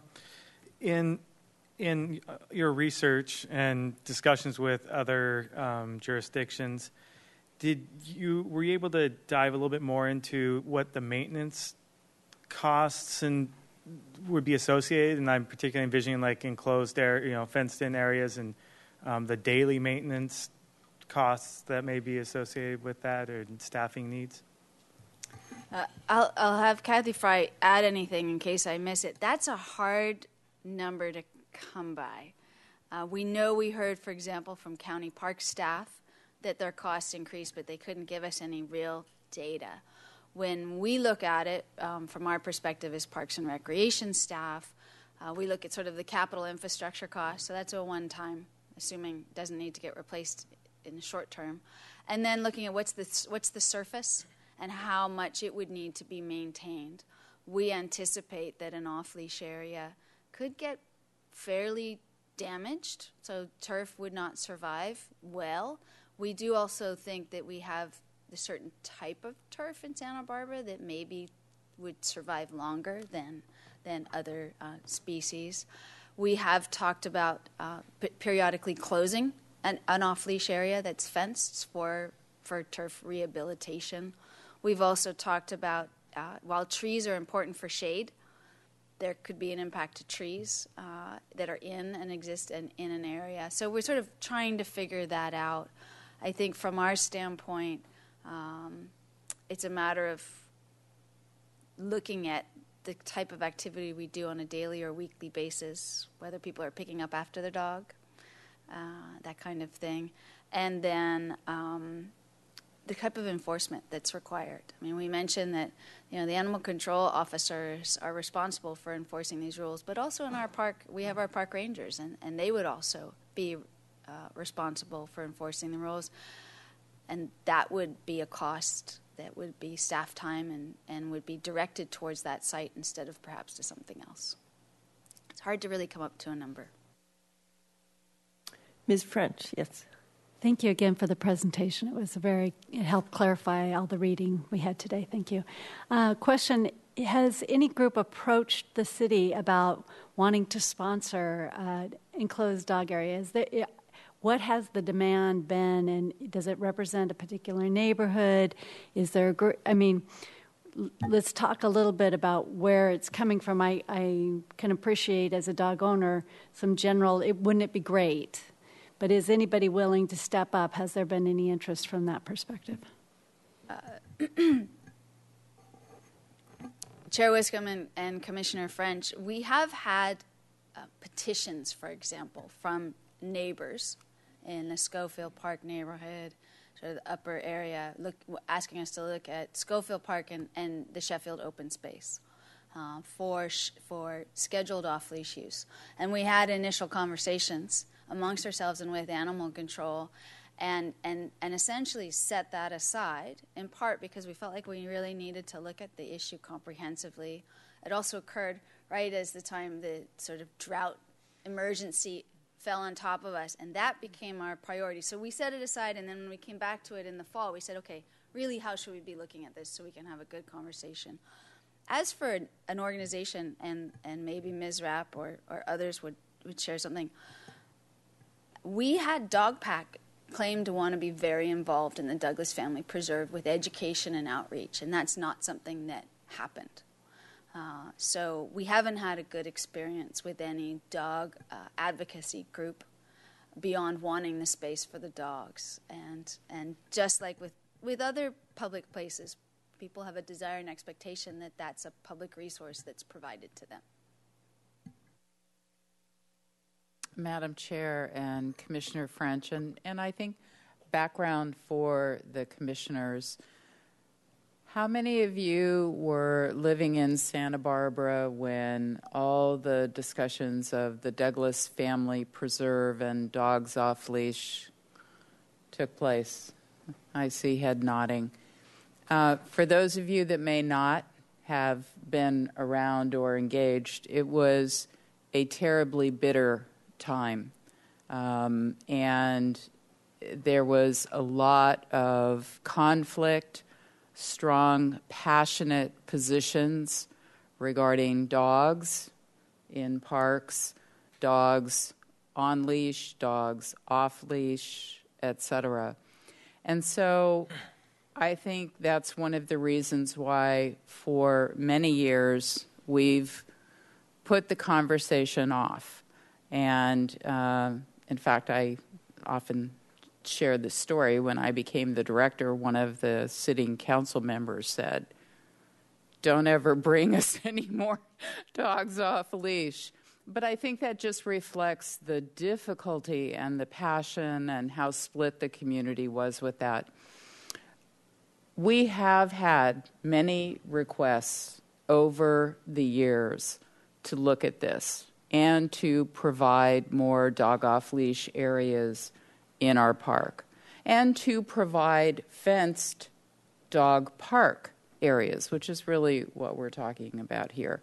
So I would say that, yes, there is definitely community interest in this, and starting this conversation within the city of Santa Barbara may, in fact, bring some of those groups or neighborhood groups, and they may come forward and say, yes, we would like to be a part of this to see this happen because this is something we've been wanting for a long time. And as was shared in the report, other communities have been very successful in using community organizations.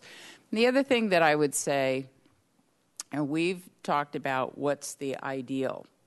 You know, the ideal is that it's, you know, with separated areas is better than times.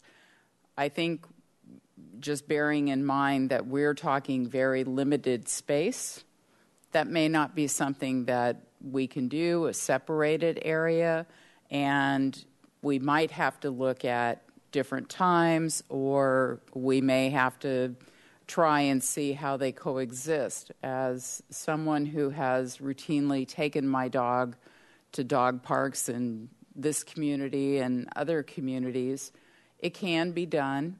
It's all about responsible dog owners, and you have that everywhere. We have it now with people with dogs in our parks. So for us, as we're planning and thinking ahead, we really want to achieve as much of the ideal setting so we have the greatest level of success, but this will be a real compromise no matter how it goes forward.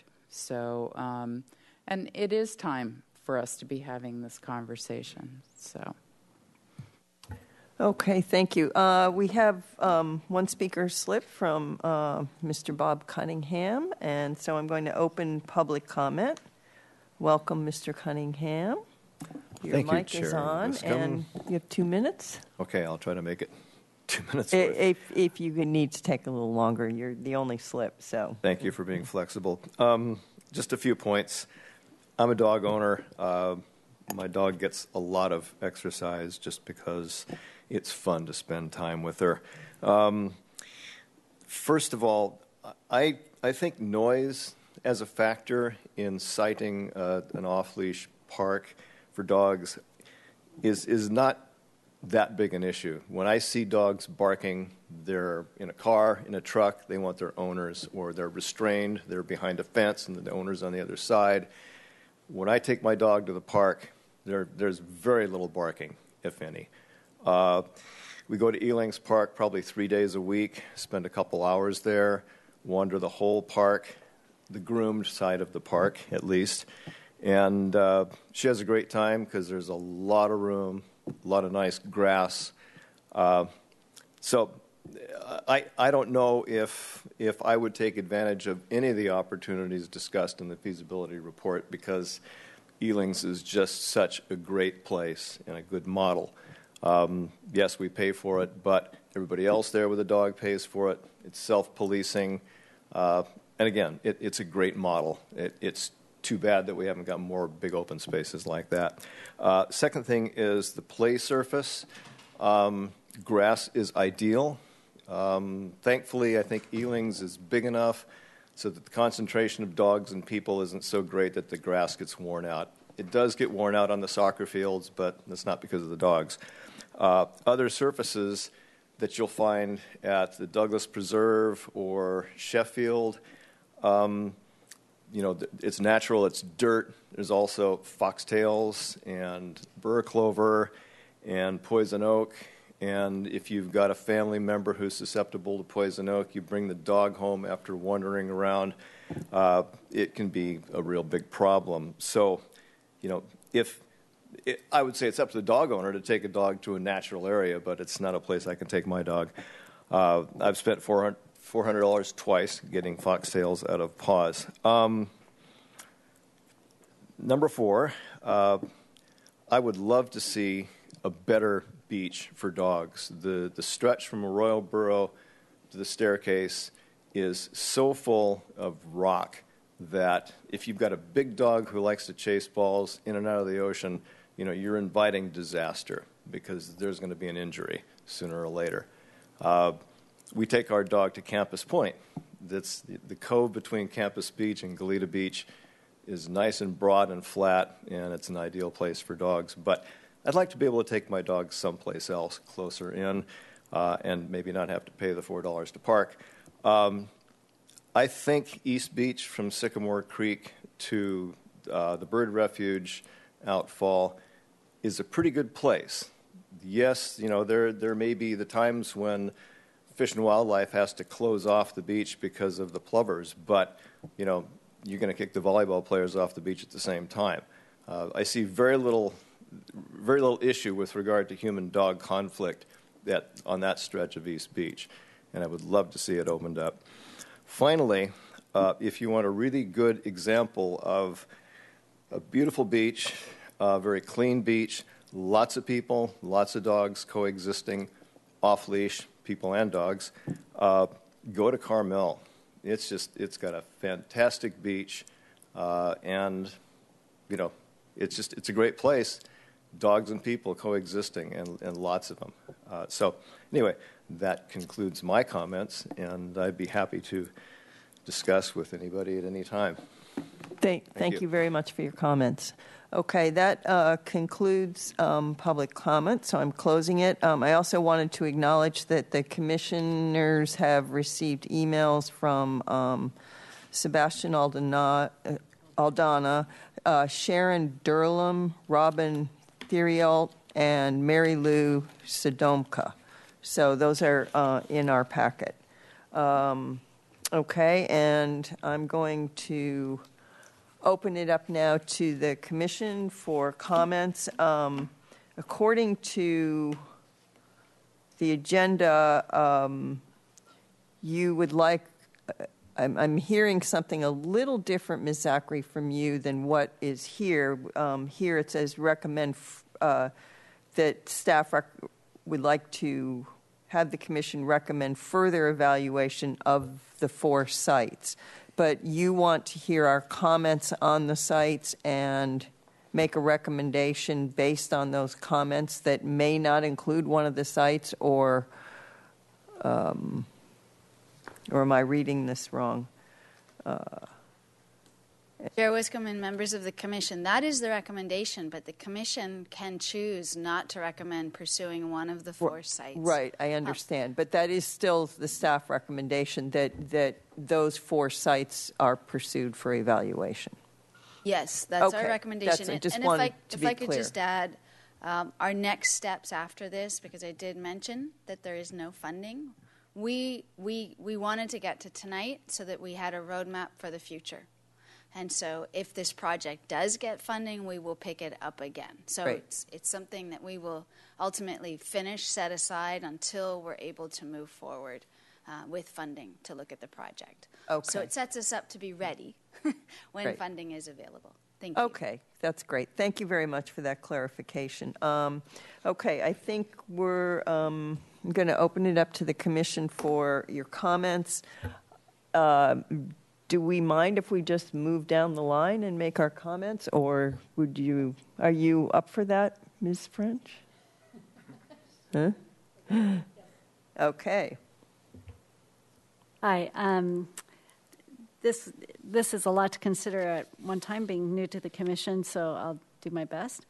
One of the thoughts about the Ortega Park area is that corner is used by a wide diversity of people on a drop-in basis. I've seen a lot of elderly folks there in backgammon games and the like, so I'm sure there's other locations that we might be able to move those kinds of facilities, but I did want to contribute that. But in that same neighborhood, there might be other sites that aren't part of the Parks and Rec, but that is really centrally located for both East Side, West Side, downtown. So I want to put it out there. There's the large Army Reserve National Guard. Well, I don't know if there would be a way to ask for a corner of what they've got. Anyway, it was a thought because it's a large space that's not used. I do see a lot of dog owners that use I think it's the high school field that's in that same area as well, which I think is not a great use for dogs, given the kids are out there. So I like the area. I'm not sure that pigeonholing it into that small corner is optimal. I don't know if there's a way to reconsider other aspects of it. So that's my comment on that.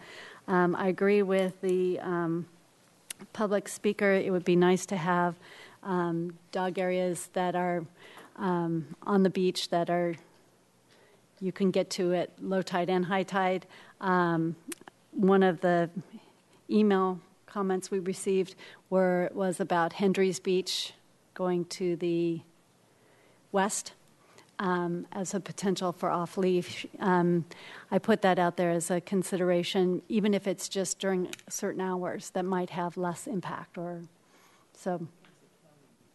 That becomes county. Okay, there you go. So I do think the Sheffield Park has a lot of potential. I'm just concerned about accessibility and parking, and that has budgetary considerations if we need to accommodate parking up there.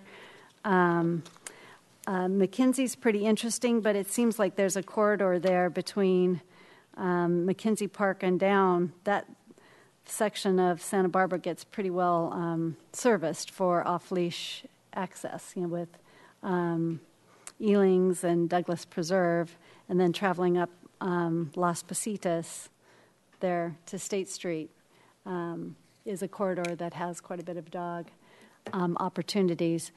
But I guess if you look at it east to west, there's not as much potential. So those are my comments. Thank you very much. And I didn't mean to put you on the spot, but your comments were great. And you have an opportunity to make more if you think of something else. So, Mr. Heaton? Chair Wiscombe? Yes. I'm sorry to interrupt. If you wouldn't mind, there's just two things, just in case other commissioners have an interest in a couple of things that Commissioner French mentioned. First of all, it is highly unlikely that we would get a permit from the federal government to allow dogs off leash on East Beach. It's a federally protected bird under the Endangered Species Act. So I just want to make sure that the western snowy plover, it's designated critical habitat, and to propose having off-leash dogs in that location, we would have to get a permit from U.S. Fish and Wildlife for that. And then the other location is actually unincorporated county. So we'd be happy to forward your suggestion to county parks. I'm sure they've received other requests. Likewise, unfortunately, we do lose beach in the wintertime. It's part of what happens, but it does come back in the summertime. Thank you, Ms. Zachary. Mr. Heaton? Yes, thank you. Thank you for the presentation and the comprehensive initial study and going through each of the parks. I thought that was helpful. I would prefer, just as we're considering what types of off-leash, I think that, and these recommendations are in line with that, that we really should be looking at the fenced-in off-leash opportunities. We do, with 305 acres of existing off-leash, it seems like there are ample opportunities for that. So I think some of these recommendations are good. I like that, and they work with the fenced-in option. I also have concern about spillover effects with some of the other park uses in most of the examples, or existing park opportunities. I'm a little hesitant to take on the additional maintenance. Especially it's an unknown, but it could work. But I would really like to see a partner or a third-party organization. I'm sure that would be, everyone would agree that'd be great, sponsoring this. But this study is kind of an initial step, and it does at least give us something to point to if someone does come forward and say, I want to, or some organization, we want to make this happen. We can say, we've got some options maybe. So I think it's a good thing to move forward with, at least at this point. One of the parks that was excluded that I thought may be worth considering downtown is the Plaza Veracruz. That park, it does have a playground. I use it with my children often, but it also has a lot of green, open space that's really, it seems underutilized. The uses I do see there are the types of uses that, are typically we would want to discourage, and actually kind of negatively impact some of the other uses. So I think a fenced-in area, I couldn't see a scenario where that would work and be compatible. It has, Coda on one side and Haley on another. City Lot 11 is also a block away. So there may be parking opportunities, and it's also downtown and walkable for a lot of people. It may even be compatible with the farmers market. I could see people walking there with their dog, and someone doing their shopping and someone taking the dog to the park, or meeting up there. So it seems like a good central location that would be worth considering. I'm not sure how much of the space is available, and also there's landscape area on the fourth side where the playground is that would maybe can be left as a buffer for that adjacent use, which I believe is residential. I guess the other side I didn't mention was an alley, and has commercial and industrial type uses. So it seems worth considering. Back to one of the examples, I thought most of them were good. McKinsey Park seems like an opportunity there, underutilized.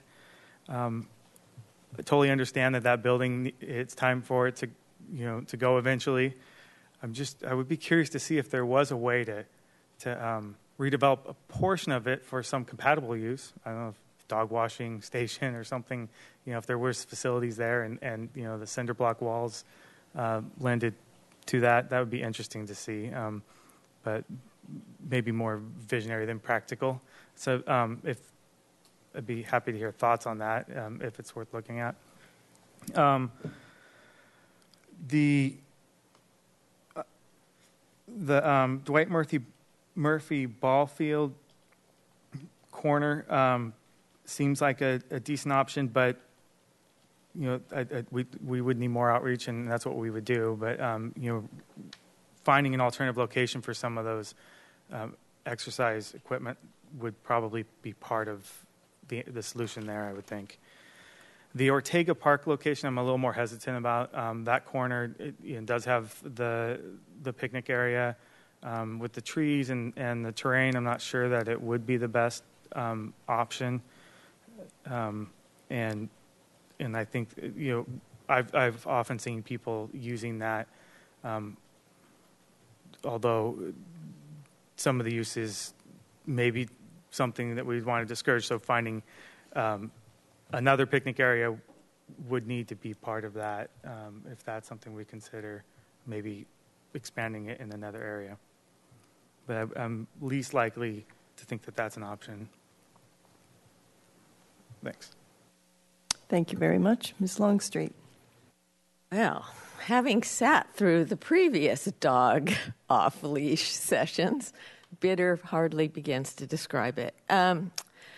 I'm a little surprised tonight that we don't have more response, and I think that sort of says something. I concur with Ms. Zachary on the dog pack comments. We had promises, and they never came through. We had promises of monitoring. One of the things I'm interested in as we look at these different places is to take some of the pressure off DFP, off not only the physical pressure off that location, but the neighbor pressure off too. They put up with every off-leash dog in the community. So if we had something up at Sheffield, maybe we would take a draw up there. I'm happy, Officer Deming, you're telling people to go to Hale. Thank you. I don't know that we'll ever change the dynamics that are going on at DFP, but it would be nice to just relieve some of the pressure. Ortega Park, my main concern is the traffic. That intersection there with the junior high is a nightmare. It's a nightmare every school day. And adding any intense use, we've got some development going in across the street that's going to intensify the use. I think there's 2 separate developments going in across the street. It's just, I don't know that we can accommodate more cars in that area, and people are going to bring their cars to come to an off-leash area. I think we'd want to redevelop that corner. We have had chronic problems there over the years, and I don't think they've probably changed that much. Mackenzie, I was wondering if it was possible to adjust the lines just a little bit and grab a little of the grassy area. I think that's an absolutely perfect location. It looks like we have a corridor of dog use up Las Positas, but in fact, we really don't have anything in the north of the city to handle dogs. It's walkable for neighbors. It would provide that different terrain for, if I were to look at it, I would say I would like Sheffield for the more rustic, take the pressure off DFP for the people who don't have to take foxes, things out of their dog's paws. But and then we could have a grassy area for the more refined dogs. We looked at that area at Mackenzie for a skateboard park. Many years ago, I sat through those hearings too. I would say that this would have a less intense use that should not impact that hotel, which was the issue with the skateboard park, besides a few others. But it seems to me that would be a really great location. We do, of course, have to consider turf and drought. I think also Dwight Murphy could be a location for another small park. We've heard that some of those areas down there, we have dog-friendly hotels. They might be in support of it.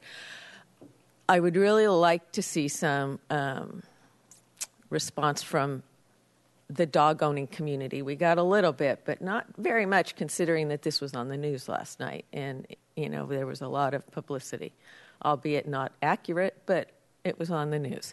So I don't know. I would see this moving forward if we got the response, but I need to see some response to actually put this up the list of things we need to do in the world. So, thank you very much. Mr. Rodriguez, do you have any comments? Yeah, I actually had like a couple. I was just making sure you guys are. I know at Mackenzie, I kind of live down towards there. I know there's a lot of traffic on State Street, and I think that's De La Vina, going on to De La Vina. I hope you guys take into consideration just all the traffic that goes on there, because I think that's a 40-mile-per-hour zone. I'm guessing. Well, all right, but well, it's still very. I know I go through there a lot. I know that you. I know you said they're working on making because I know that crosswalk is very, very unsafe. But yeah, just taking into consideration traffic, because I know people park along State Street and getting your dog out of the car might be a little unsafe. I'd hate to see a dog make a collision with the car, and then also, like Ms. Longstreet said, the traffic and parking at Ortega Park. I think that's a big issue. But I was also thinking on the other side as a suggestion, the other side of Ortega Park where the other picnic tables are, maybe over there, making a section, because I feel like that's not used as much. It kind of cuts off right there with the baseball field, because I used to live over there. So I remember all the soccer players, that's just like where they put on their shoes and such. So I don't know, maybe over there in that corner. Yeah. Thank you very much. Mr. Rincon. Yeah, thank you for your thorough report. Obviously, you've covered a lot of areas. I like all the sites you've selected, obviously. I think they're all viable. There's nothing that's going to preclude one or the other right now as it stands. I like the idea of separating dog types, small dogs, large dogs, so maybe more than one site could function as that, small dog park, large dog park. The other thing, too, I like the idea of maybe revisiting De La Guerra Park, simply because it's downtown and a lot of dog walkers use downtown. It's a very walkable city, so I don't think parking is necessarily an issue at Ortega or De La Guerra in terms of people walking their dogs, because, again, a lot of high-density people living downtown with a lot of little dogs, and it's just easy to get to without driving your vehicle. Commissioner Rincon, are you referencing De La Guerra Plaza or Plaza Veracruz? Excuse me, Plaza Veracruz. Okay. Yeah, sorry about that. That's what I thought. I just wanted to confirm. Yeah, exactly, because I hear there's a lot of underutilization of that park right now. So, and that's basically my comments. I don't think I want to, forego any site just yet. And since we're still developing this basically for budgetary purposes, we might as well not necessarily strike any site off the books just yet.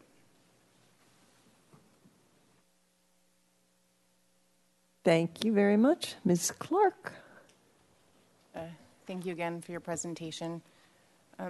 If this is a question of whether or not to move forward with evaluating these 4 sites, regardless of the lack of people here present supporting it, you need to look at the users at DFP, look at Tucker's Grove, look at Henry's Beach. Every day you go, there's dogs there. It's never empty. There's hundreds at Henry's. There's maybe not hundreds at Tucker's, but I go there twice a week. There's at least 10 people there in the hour that I'm there, riding my bike by, not in the park. So it's a community need that's out there. It's being utilized in other locations, and I think we owe it to our community to add an urban dog park where people can walk to.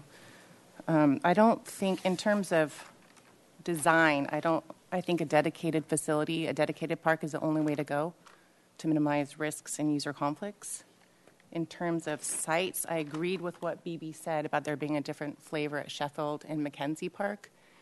I don't know if budgetary concerns warrant a limitation. I would say, why just one park? Why not 2 sites? But I understand it's going to come down to the budget.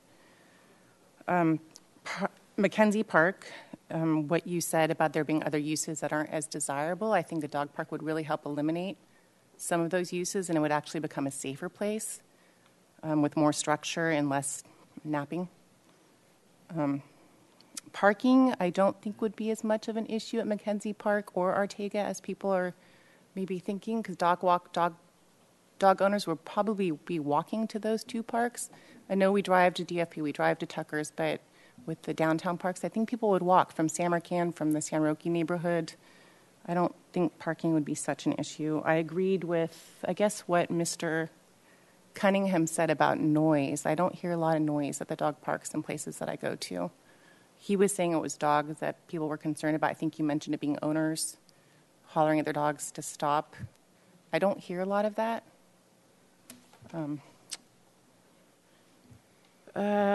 So in terms of the 4 sites, I liked Sheffield, I liked Mackenzie.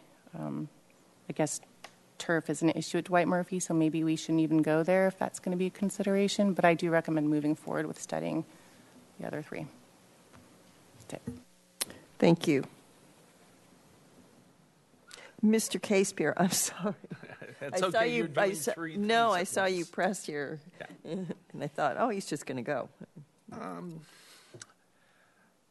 I've sat on this commission for 4 or 5 years, and the first 4, it was painful to go through the budgetary process. And it seems like now we're coming out of the dark period into a brighter period, and there's some opportunities for us to invest in our community.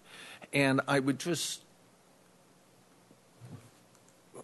caution us to prioritize dog parks, athletic facilities for the underserved, lots of big picture kinds of items before we kind of micromanage down into, well, these aren't small projects, but I'd like us to keep in mind the big picture. And, of course, the fiscal ongoing responsibility. You build it, you got to maintain it, you got to make it happen. So, having said that, I would just like to bring up just a couple alternatives. The upper end of Oak Park on the Talent Road side, which is a more passive part of that park. There are no picnic facilities, and or the other side of the creek where all the boulders get stacked, or maybe a combination of both of those. Just throwing it out there. The other question would be, is there any surplus land available around the golf course, like around the maintenance yard?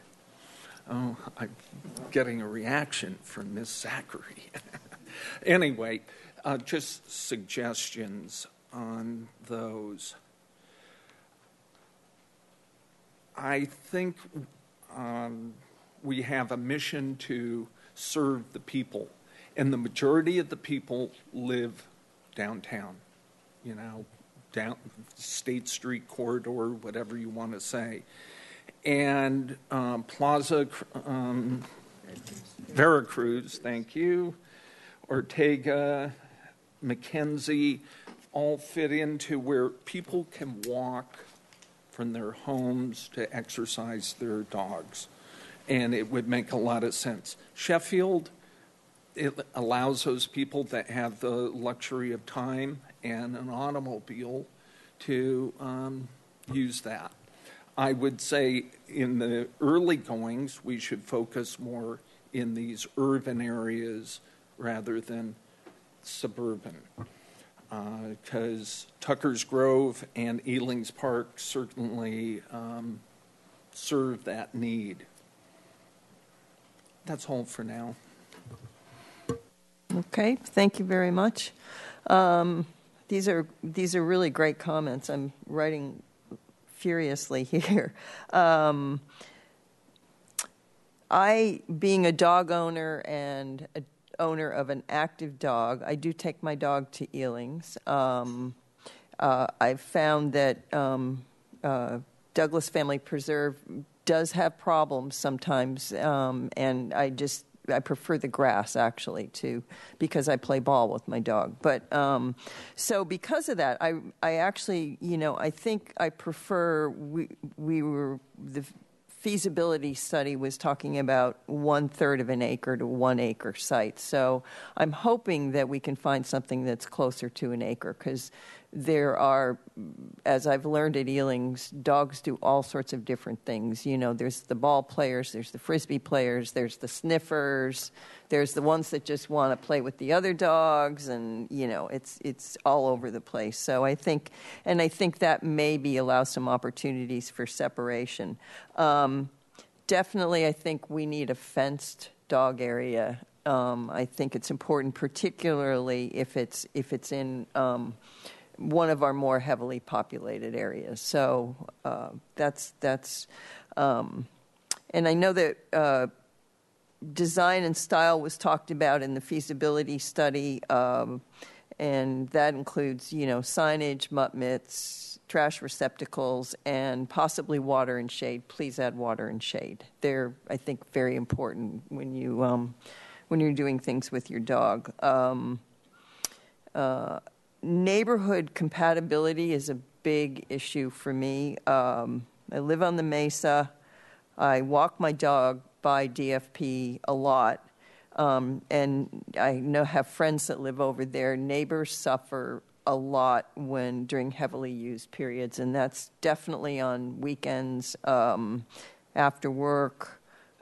It's just really, and unfortunately, a lot of it has to do with dog owners who do let their dog out of the car unleashed and don't get to the sign that says you're now off leash before they've let their dog off the leash. But adequate parking, I think, is a huge issue, and I think that really needs to be addressed, because if you look at places like DFP, there isn't adequate parking.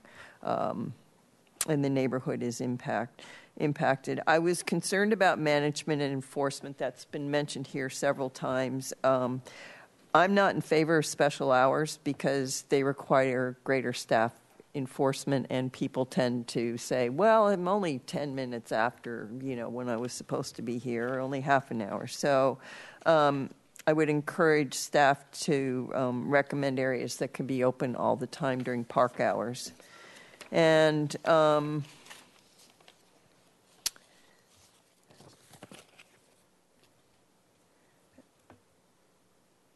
Plaza Veracruz is interesting, although in the report it says that it can't, limited street parking is available on CODA, and it would also not be feasible to fence off sections of the lawn to provide an off-leash area. I know this is a place where we have events.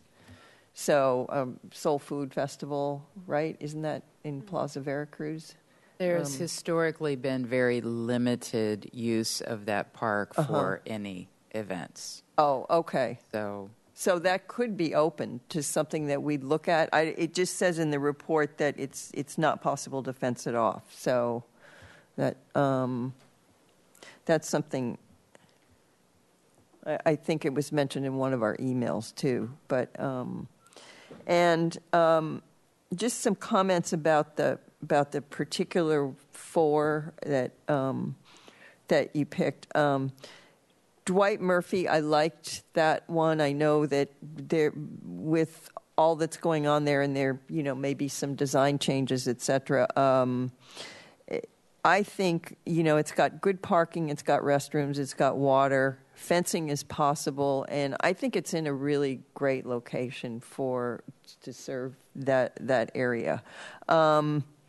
Mackenzie, I go to Agility on Sunday mornings, so I know all about that. I know about the undesirable elements in the park on Sunday mornings. We often have the police there. The thing that I worry about with Mackenzie is the parking. And someone said, you would walk your dog there. I think there are a lot of people that live in the neighborhood that would walk their dogs there, but it's crossing the street. I was very glad to hear that there's going to be improvements there because every Sunday I cross State Street to get to the park. The parking lot, it was mentioned in the feasibility study, and there is adequate parking there except when there's ball games on Sundays. But it's way away from where you're talking about. So people that are going to use it are going to park in the neighborhood. I can't remember the name of the street by the Shell station there. Or they're going to... It's what? Yes, that's it. Or they're going to park on State Street and, get out of their cars. So Ortega, what I'm hearing from the commission here is really a lot of, I think, more negative comments on Ortega, or lots of concern about using that. Commissioner French mentioned that she sees a lot of day use there, just drop-in use there. Commissioner Heaton said he was hesitant about Ortega, I think, for those very reasons. I know Ms. Longstreet had traffic concerns. Intern Rodriguez was talking about traffic and parking.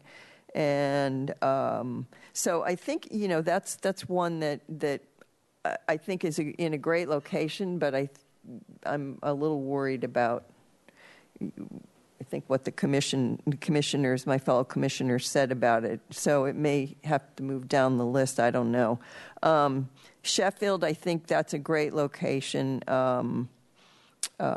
I'm a little bit concerned about the parking there, though. That's the only thing, because I think that is going to be more of a drive-to location, I would gather. But if you look at the map, that was provided in our packet, you want to put things in, places. So I probably liked Dwight Murphy and Sheffield as getting more over in that area. And I think that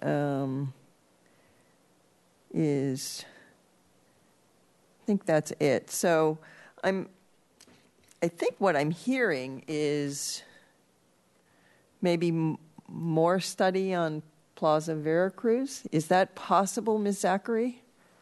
Chair Wiscombe and members of the commission, we did look briefly at Plaza Veracruz, and while the report does talk about a small space, it partly has to do with the playground and trying to determine what's the distance that would be okay to have a fenced area away from the playground. However, we can relook at it for sure. I would also add that, and this is part of the big picture that Commissioner Casebeer mentioned, we do need to look at what options we have for changing the way that park is used. And maybe it is a fenced off-leash dog area, or maybe it's something else that would bring more people to that park to, A, allow them to enjoy it, and B, discourage the type of activity that's there. And if I could just interject really quickly on Ortega Park, we realize it's kind of a constrained site. The uses we currently have there are ones that we would like to redirect as well. So that's part of why we're looking at that location. Yes, it receives drop-in use, but it's a very limited group of individuals that foreclose the use of the area by others. So again, what's the best use? Ortega Park, every time we look at Ortega Park and the pool and everything there, we're like, oh, if we only could just redevelop the whole thing and it would be we could just fix it all. Oh, we're not there yet. So I think we would agree with the commission that of the four, it's further down the list in terms of feasibility. However, maybe we should continue looking at it, and certainly we could spend a little more time looking at Plaza Veracruz based on your comments. Yeah, I'm sure. Go ahead, Ms. Longstreet. I have a question of what is the feasibility of limiting the number of dogs per person using any of our current off-leash areas or even on-leash. It seems like that is part of the issue with some of the problems we have in our current. Yeah, is that somebody shows up with 4 or 5 dogs, or 3 even, that are big and boisterous. And is that feasible? Yeah, you're the guy with the badge. As far as feasibility, there is a limit of 3 dogs per residence here in the city of Santa Barbara. You're going to be getting folks that, dog trainers, dog walkers, and they're going to have multiple animals. As far as enforcing something like that, I'm not quite sure of how we would do that. We'd have to probably go to, council and make a new law or something as far as the limitations, restrictions.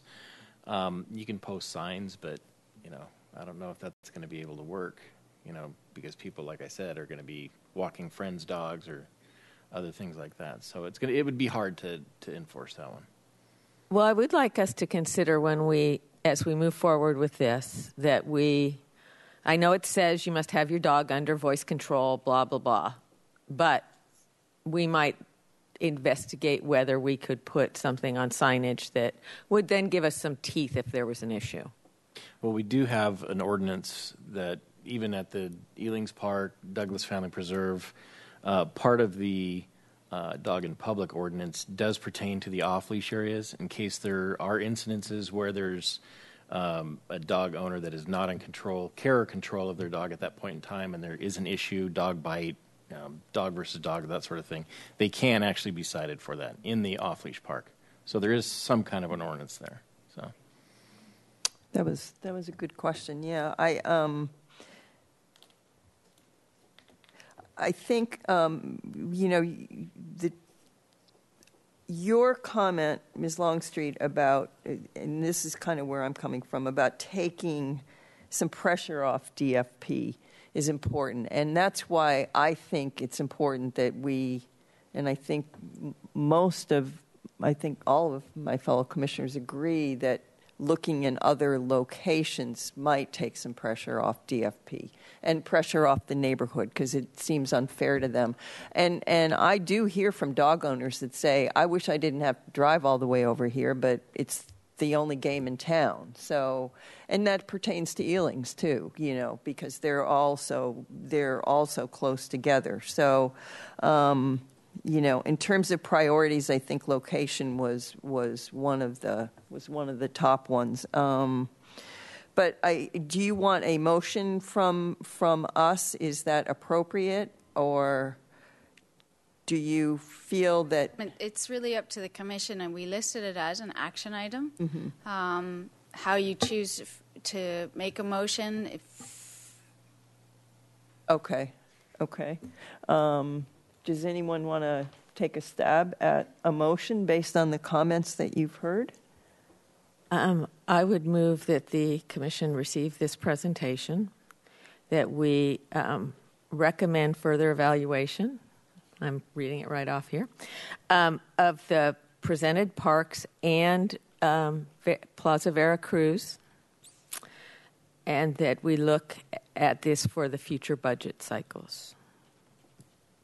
Okay. Do I hear a second to that motion? Ms. Clark? Okay. Motion made by Ms. Longstreet, seconded by Ms. Clark. Okay. Any other discussion? Okay. All in favor? Aye. Aye. Any opposed? Okay. Motion carries unanimously. Thank you very much. I think you got some great comments today, some really varied ones, which I thought was really interesting. And thank you very much to all of you for coming and your presentation. It was really great. And answering all these tough questions. Okay. We have one more agenda item, which now is actually agenda item number 5. And this is the advisory committee liaison appointment. So we have, this is deferred from our January 28th meeting. So if you can all turn to that item, we have some openings. We have an opening for the Arts and Crafts Show, if someone would like to take that. That's the one that Mr. Casebeer reported on tonight, and it is getting into some challenging times for the Arts and Crafts Show. We also have the Gulf Advisory Committee liaison open. I've been doing that on an interim basis. Again, going to be some really interesting things going on with the Santa Barbara Golf Club, so that might be an interesting one. And we have, I'm sorry, I skipped over Front Country Trails task group. Ms. Clark informed me that she has a schedule conflict with that now. That does not meet actively. It may in the future start to meet again, but we could use another liaison there. And we also have the Neighborhood Advisory Council, one vacancy on that. I know, Mr. Rincon, you wanted Neighborhood Advisory Council as your first choice if you could get it, okay? And I don't, it's, Ms. French, you're in on this too, and also any other commissioners that feel they can step forward and take another liaison thing. So I'd like to hear from you, Ms. French, and then we'll... Yes, I'd be happy to contribute either to the Front Country or the Arts and Crafts. Okay. Would you be willing to do both of them since Front Country doesn't meet right now? I know, Ms. Longstreet, maybe you can give some background on the Front Country Trails. I've participated since its inception. We have not met in probably 3 years. And well, it's a joint use committee with the Forest Service, the county, and the city. So when budget times hit and there really wasn't any work being done, so it will again come around. And when it does, whoever takes it over, I will sit down and share my limited knowledge and all my notes. But many of the issues are still there, but the conflict aspects of them have calmed down, if that makes sense. Sure. Thank you for that. Would you be willing to do that, Ms. French? Oh. Okay. Yes. Ms. Clark. I did want to say for the record, it wasn't a schedule conflict, it was just a conflict. Oh, okay. And then also, Commissioner Heaton had allowed me to take on that because I was interested in it, so I was wondering if we should ask him if he wanted that back to be played before we... I'm okay with stepping in there if needed, but if someone else wants to fill that vacancy, that's fine with me. Well, as well. which one of the two of you would like to take it? I'm time constrained, so... You are time constrained, yeah. So. Okay, Mr. Heaton, can I put you back on that then? Sure. Okay, so we're going to Arts and Crafts Show. We'll go to Ms. French and Mr. Casebeer. I'm sure you'll maybe go to a meeting with her or bring her up to speed on what. Yeah, I'd appreciate that. Okay, and then Jim Heaton's going to do Front Country Trails. Neighborhood Advisory Council goes to Mr. Rincon. And anyone want to get involved in the Golf Advisory Committee? Seems to always be the what is it? The bridesmaid. Never the bride, always the bridesmaid. But it is going to be, and I don't think you should be intimidated by what is happening this year. The Golf Advisory Committee is set. They are an active, well-informed group. It is really, as the liaison, you are attending and bringing back information, and just you're not necessarily a participant in the decision-making process. You're really supposed to be there to support and bring back information. So right. I don't want anybody to feel like they have to step in and suddenly know the whole budget of the golf course and make great decisions. Yeah, Madam Chair and Commissioners, and I said this when we were talking about this before the liaison appointments, but just to reiterate that for many years we did not have a commissioner who played golf. And so we always had a commission liaison who was a non-golfer that attended, and it was great.